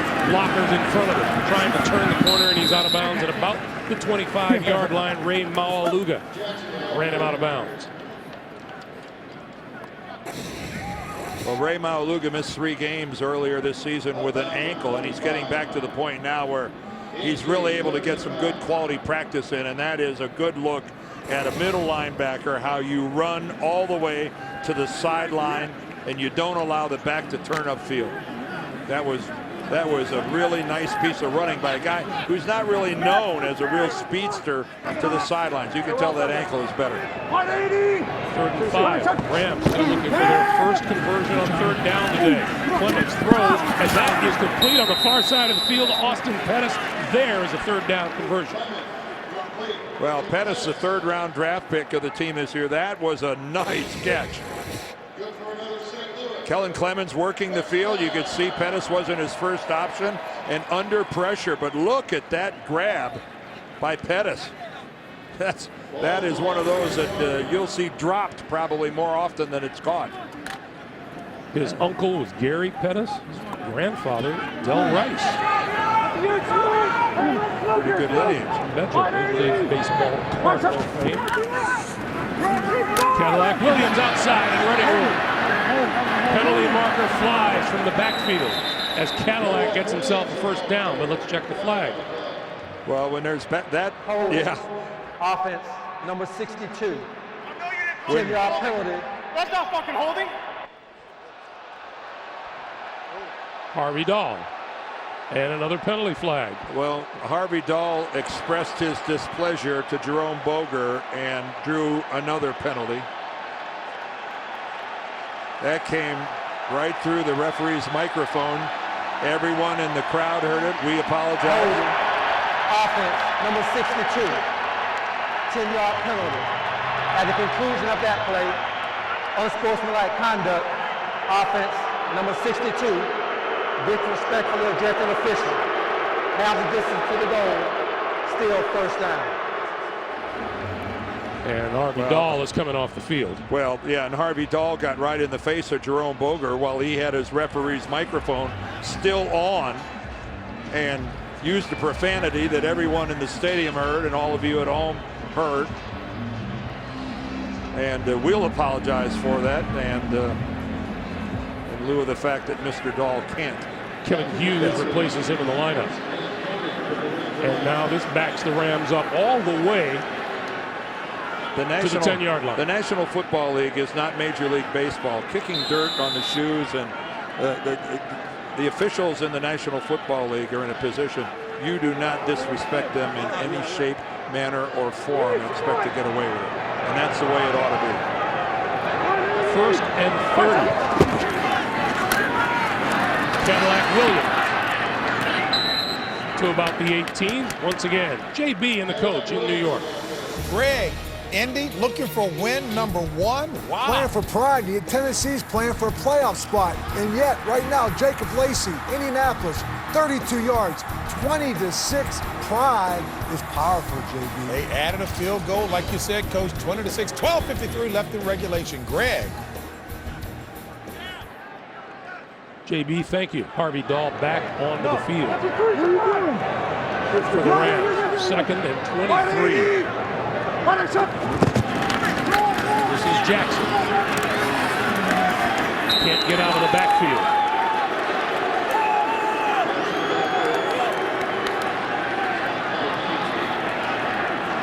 It'll be 3rd and 22.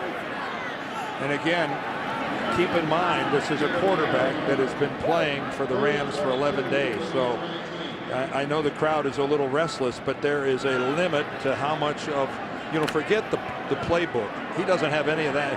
He has some of a game plan.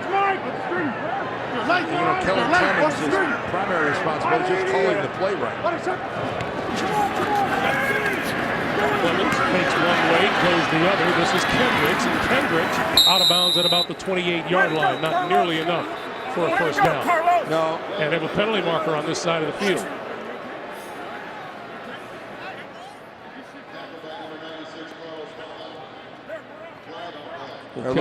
An ineligible receiver downfield. Ineligible receiver downfield.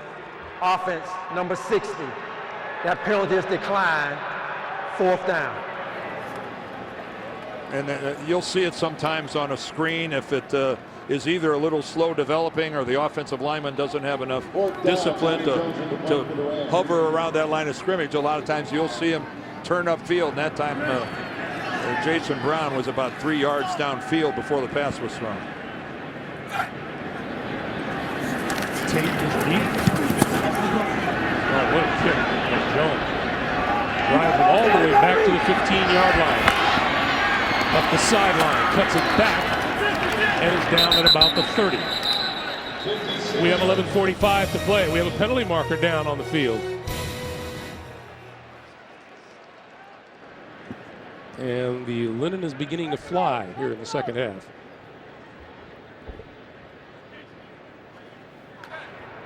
During the return, holding off receiving team, number 51. 10-yard penalty. Cincinnati keeps the ball, first down. So Dan Scuda will be called for that penalty, and now we'll take a break. 13-6, Bengals.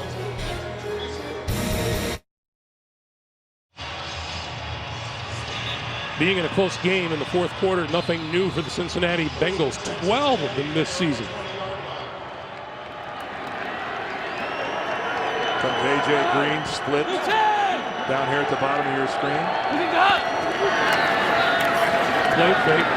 Dalton looks. Green got him across the 30 to about the 33-yard line. Well, you got to give the kid credit. That's part of learning how to play this game, is playing through pain. The doctors tell you can't injure it anymore.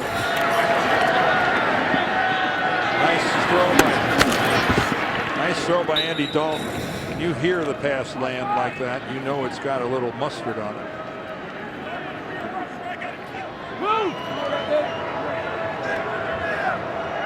So another first down now for the Bengals. Trying to build a little momentum. This is Benson. Benson, 40, 45, loose football, and covered by Jerome Simpson. Boy, Cedric Benson has been having problems today holding on to the football. His third time today. It's come loose. Remember, he's been fortunate. One time it bounced right back to him. And again, see how he's got it away from his body? Cedric Benson has been around too long, and Quentin Michael again. What a game he's playing for the Rams. Cedric Benson has been in this game too long to think he can get away getting that ball away from his torso. Off its fingertips of Benson. And here comes a flag. And we have... they're going to say Cedric Benson was in a defenseless position, and there was helmet to helmet.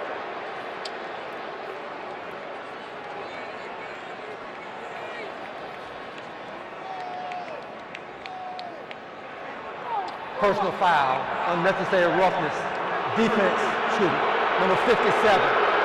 Helmet-to-helmet contact on the receiver.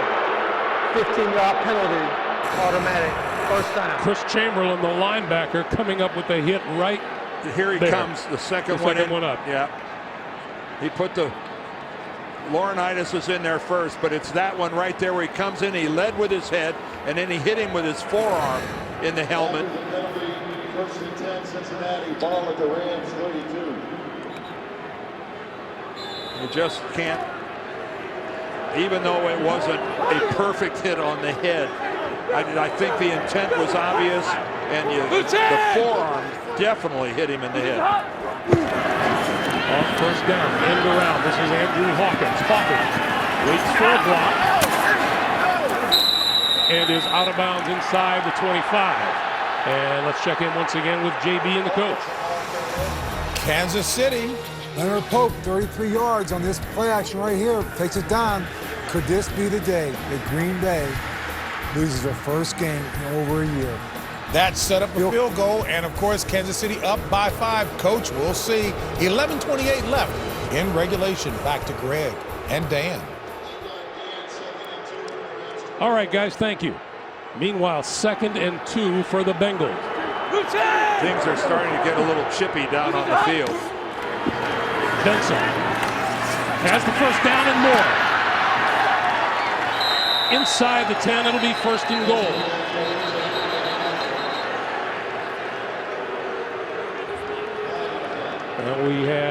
And we had whistles blowing all over the place.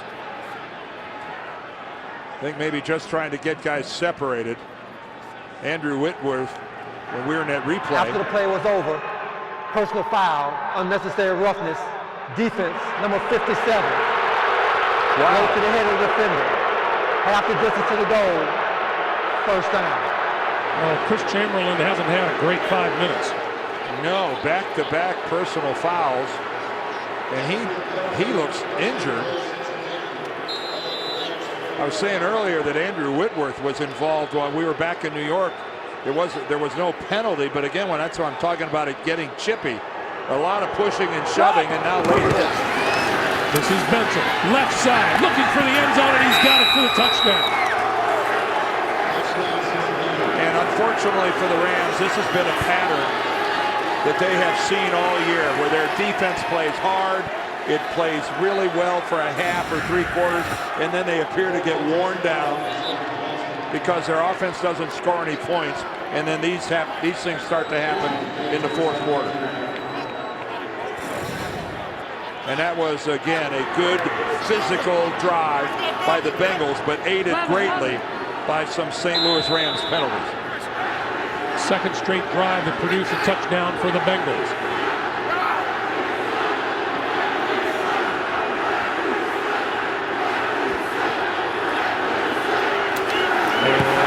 Kick is good.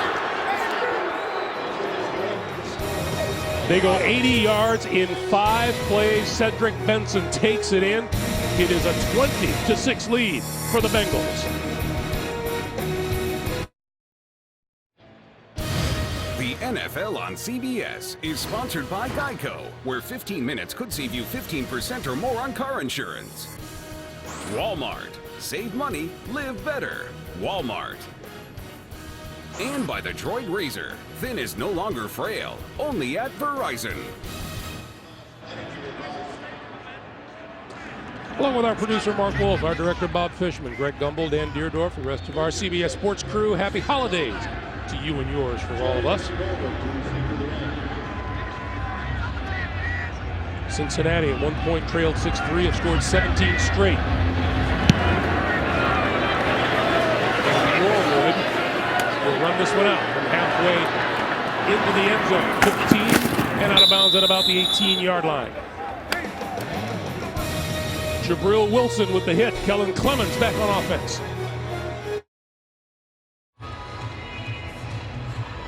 In an age where throwing the football is the thing, Andy Dalton has taken full advantage. 5th rookie quarterback with 3,000 passing yards. You think so?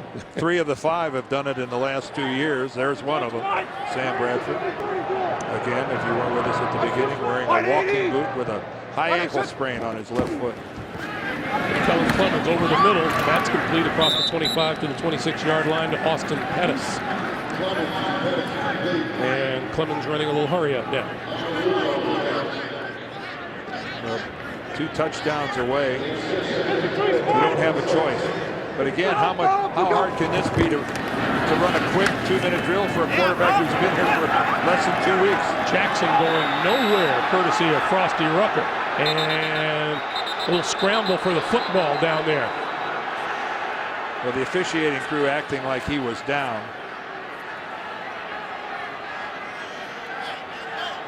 And forward progress going to be marked up at the 25.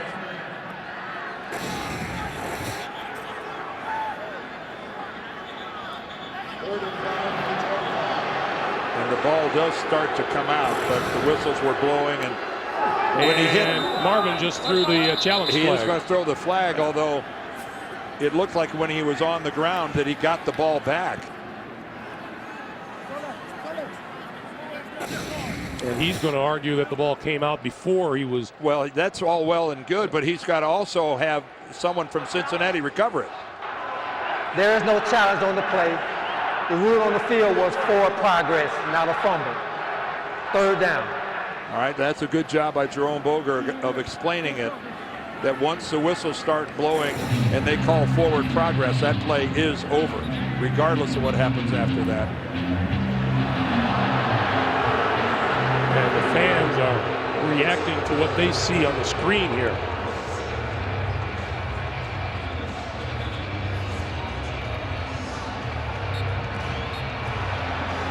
Rams are asking for the play clock to be set back to 25, and they get their wish.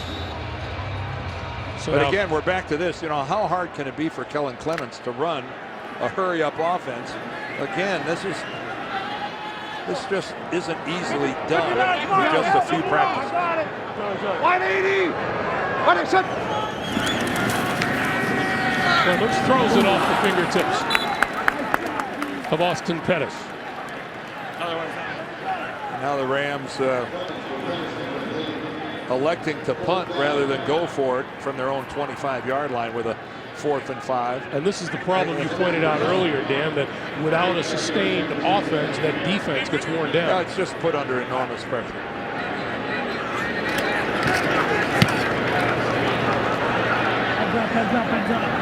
This one will sail out of bounds, and we'll see where this one gets marked. It will be at about the 42-yard line. 20-6. Cincinnati with the ball and the lead. The NFL on CBS is sponsored by Jared, the Galleria of Jewelry, with 5 times the selection of ordinary jewelry stores. And by Subway Restaurants. Give a $25 Subway card today.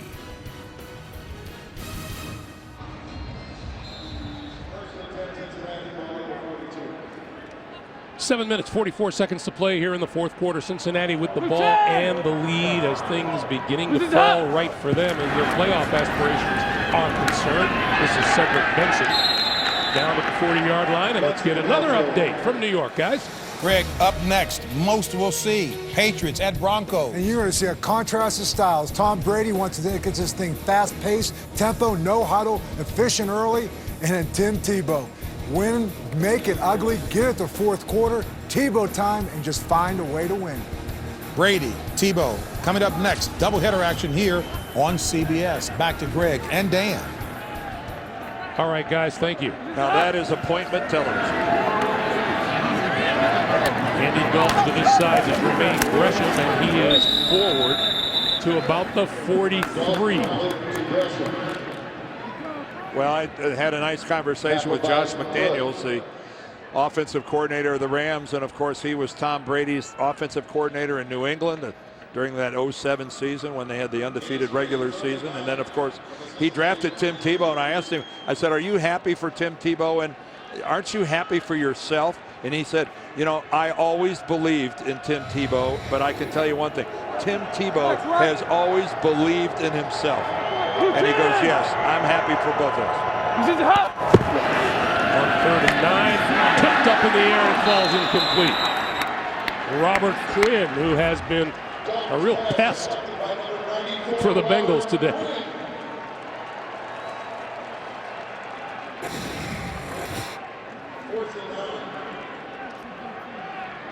A good look, and he was able to read that.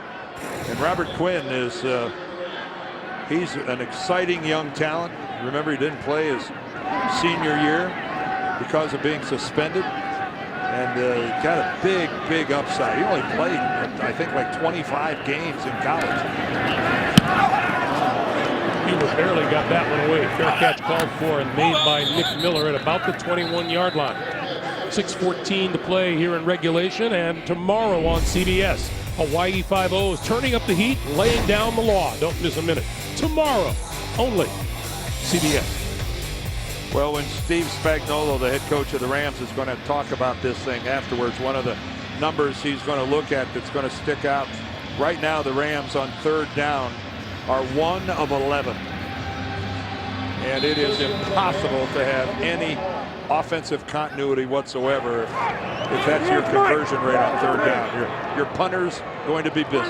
Tough to get your defense any rest on the sidelines, too. Kellen, with time, over the middle. Jackson has it, shakes a tackler, and is down at about the 26-yard line, courtesy of Nate Clemens.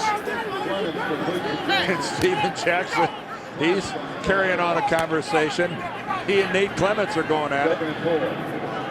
Don't, again, Clemens has got the lead, and Steven Jackson's got not a whole lot of positive things happening for his team, but he's still playing hard. This is Jackson again. And Nate Clemens again. They're still talking. It's just a running conversation. Well, there are a couple of veterans. Jackson's in his 8th year. Clemens is in his 11th. They've been to a couple rodeos.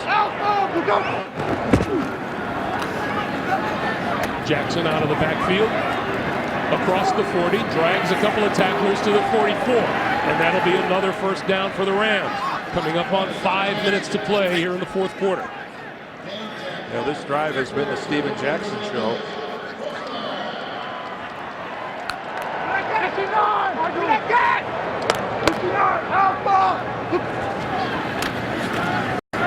Clemens up the seam, incomplete. Intended for Austin Pettis, and he's holding that hand pretty gingerly. He flashed a thumbs up over to the sidelines. Let's see, does he hit it on somebody's helmet at the end of this? That's normally what happens. Yep. Wow. A direct hit right into the top of Geno Atkins' helmet, I believe. Oh, that hurts a thumb. 2nd and 10, screen. This is Cadillac Williams to midfield. to be about 4 yards short of a first down. Good job by Josh McDaniels of coming back and giving Clemens a screen. Because you know that right hand is awfully sore. At least give him one play without having to try to finesse the ball deep.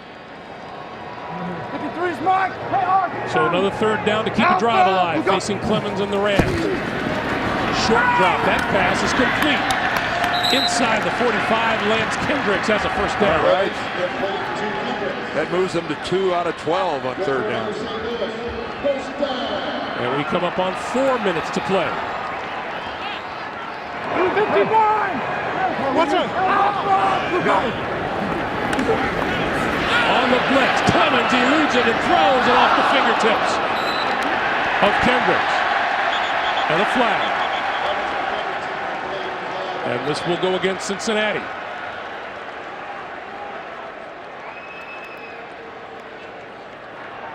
Pass interference. Defense, number 53. Spot the foul. Automatic first down. Well, the first time we call Thomas Howard's name all day long, it's for an interference call. Well, he's a free agent pickup for the Bengals, giving him some physicality at the outside linebacker spot. Wow, I couldn't see it there. 180! 160! Clemens on first down, throwing incomplete. And the official indicating that ball was tipped as it got underway. Stops the clock with 3:48. And these Rams are trying to make this a closer game. And you can see it's hit right at the line of scrimmage. Jonathan Fanene gets it. And the official alertly calling it. 59's Mike! 180! 160! On second down, Clemens with time pulls it down. Jackson once again. Jackson inside the 20 and just short of a first down.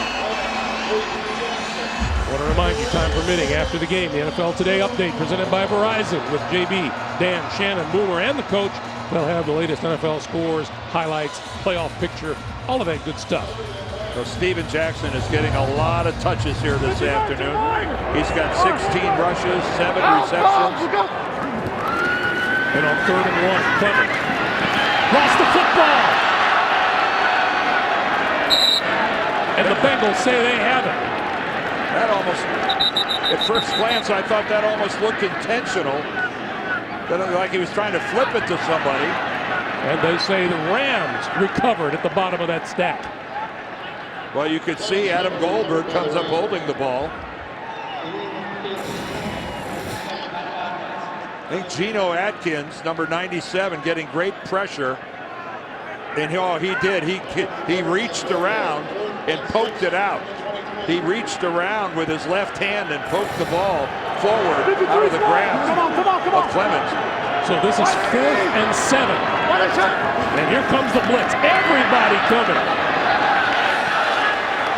Well, there's no mercy in the National Football League, and Mike Zimmer said, "We are coming after you with everybody." And Kellen Clemens takes a heck of a shot. Reggie Nelson, number 20, is coming in there. There are more Bengals than there are blockers, but that is the way you come in. You notice how he put his helmet to the side. He hits the quarterback right in the midsection. Kudos to Reggie Nelson for coming in and attacking a quarterback within the rules. So now the Bengals, with 2:33 on the clock, in great shape to go 8-6. One of the teams they're trying to fight off, the Tennessee Titans, losing today. The ball into an area where there was no eligible receiver. 10-yard penalty, loss of downs. The ball goes over to Cincinnati, first down. Now they've called Clemens on intentional grounding here. Well, he's certainly in the pocket. And I guess even with our lens pretty wide, we don't see anywhere. There's got to be a receiver somewhere in the vicinity if you're between the tackles. Well, we've seen disparity like that between a receiver and a quarterback that just weren't on the same page. Yeah. Well, he was under duress. There's no doubt about that.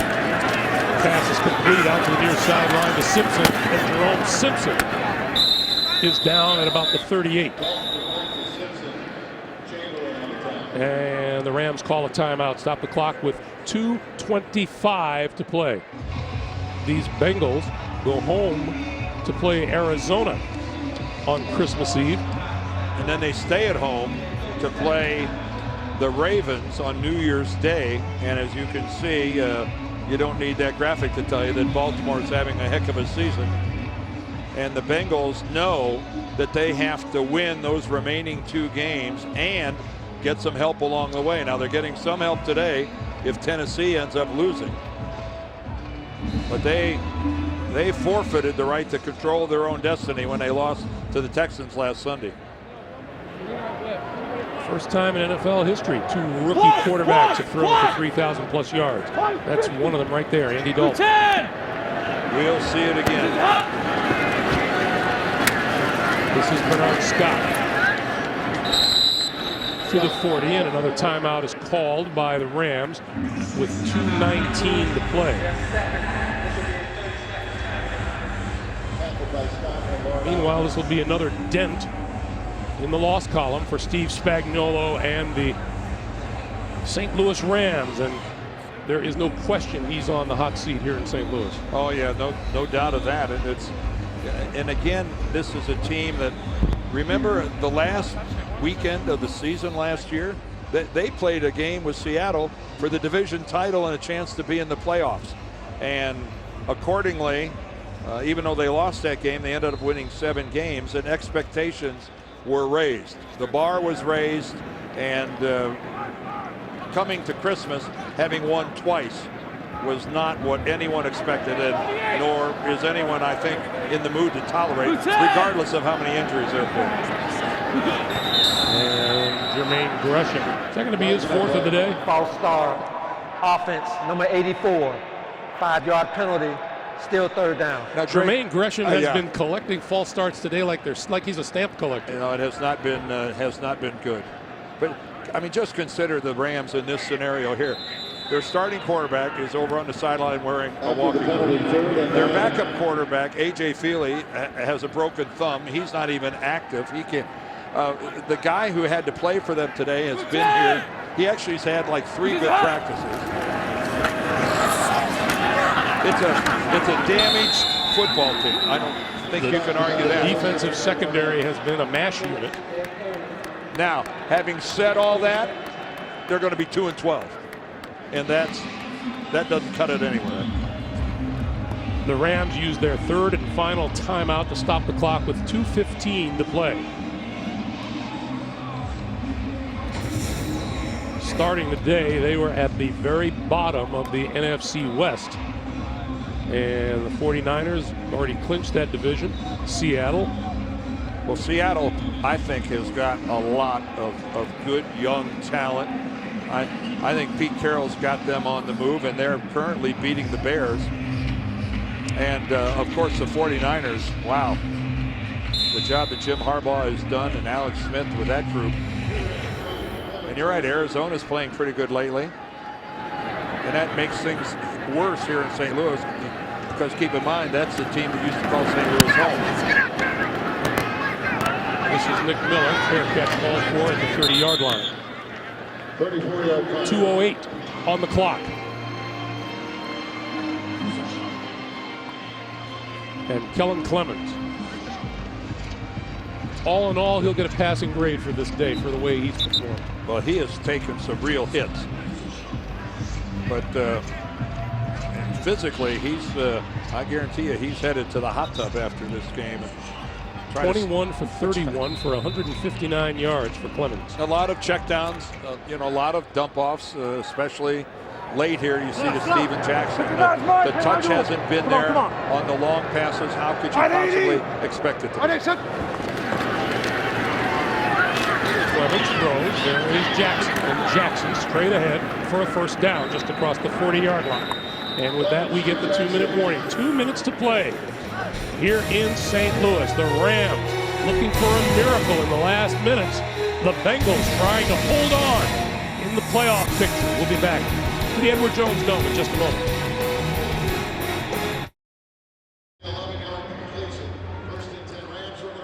Here's a guy thinking about how Albert Pujols bolted down. I think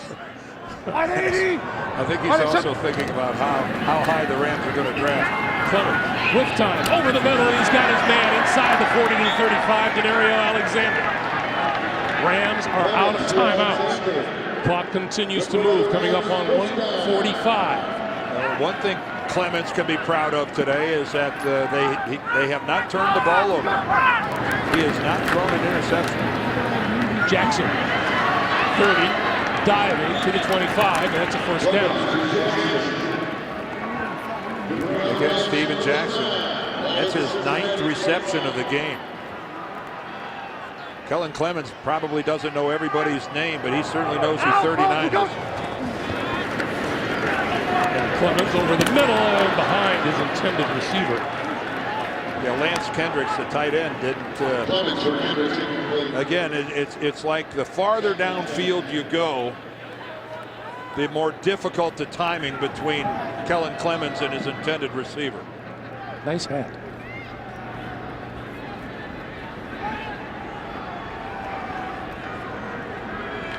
It 1:14 on the clock. Might have been real, you know. Might not have. Slide it over. 59's Mike. How's off? 180. Clemens going to throw for the end zone, going up and making the catch for the touchdown is Denario Alexander.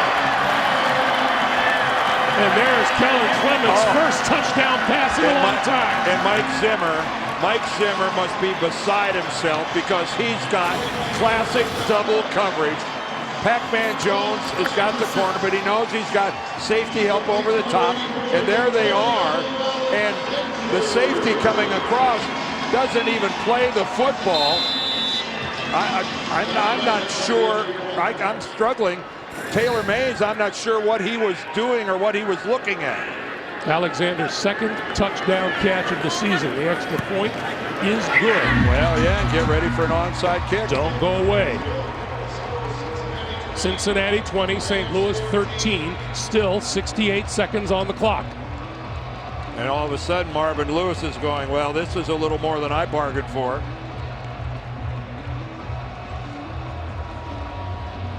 Yep, we showed you earlier that Kellen Clemens hadn't thrown a touchdown pass since he was playing with the New York Jets. That was his second year in the National Football League.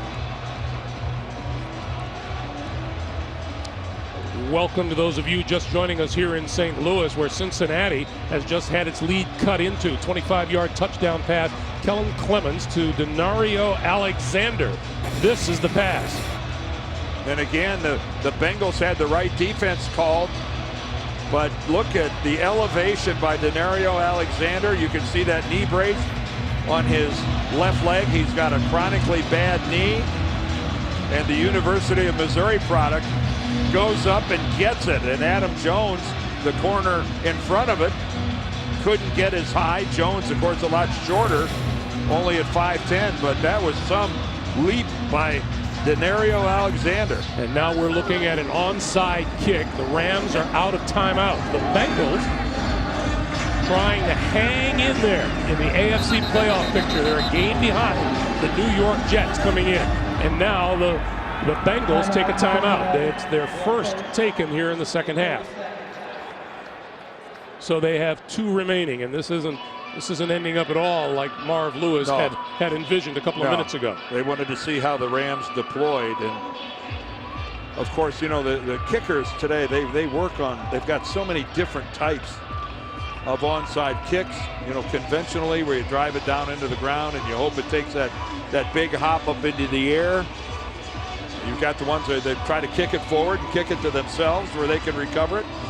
We've seen a couple horrible onside kicks the last couple of weeks.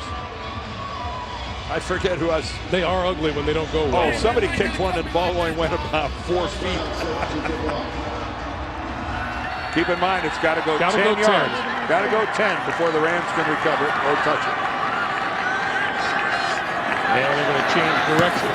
And Pooch kick it over the middle. It's going to take a bounce and picked off by the Bengals, and it'll be Cincinnati ball at the 32. And Brandon Tate pulled it in. The Pooch can work, but you can't kick it that far.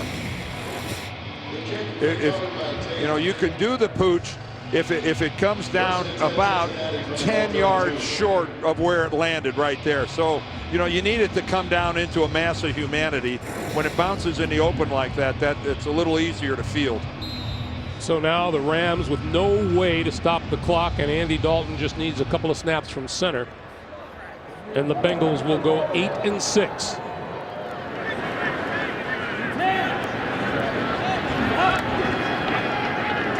Again, they started this day in a tie with Tennessee and Oakland at 7-6, a game behind the 8-5 New York Jets, who are about to take on the Philadelphia Eagles. Well, don't forget, coming up, the game everybody wants to see, the New England Patriots out in the Mile High City going against the Denver Broncos. Tom Brady, Tim Tebow. Has Tim Tebow been getting enough ink here lately? I mean, this is must-see TV as far as I'm concerned. You and I speak from experience, Dan. Anybody who ever meets Tim Tebow can't help but wish him the best. And by the way, the real star of the Denver Broncos, in my mind, their defense. Absolutely. Their defense, and Von Miller, sensational. They're able to keep Tim Tebow within range by the end of the game. Meanwhile, this one is over. Cincinnati will now hope for an Eagles win against the New York Jets to pull into a tie with the Jets for that last playoff spot. As time expires, our final score, Cincinnati 20, St. Louis 13 for Dan Deerdorf. For all of us here in St. Louis, Greg Gumbel saying so long from the Edward Jones Dome. Coming up next, it's the NFL Today update presented by Verizon to New York for all of the scores and highlights after this.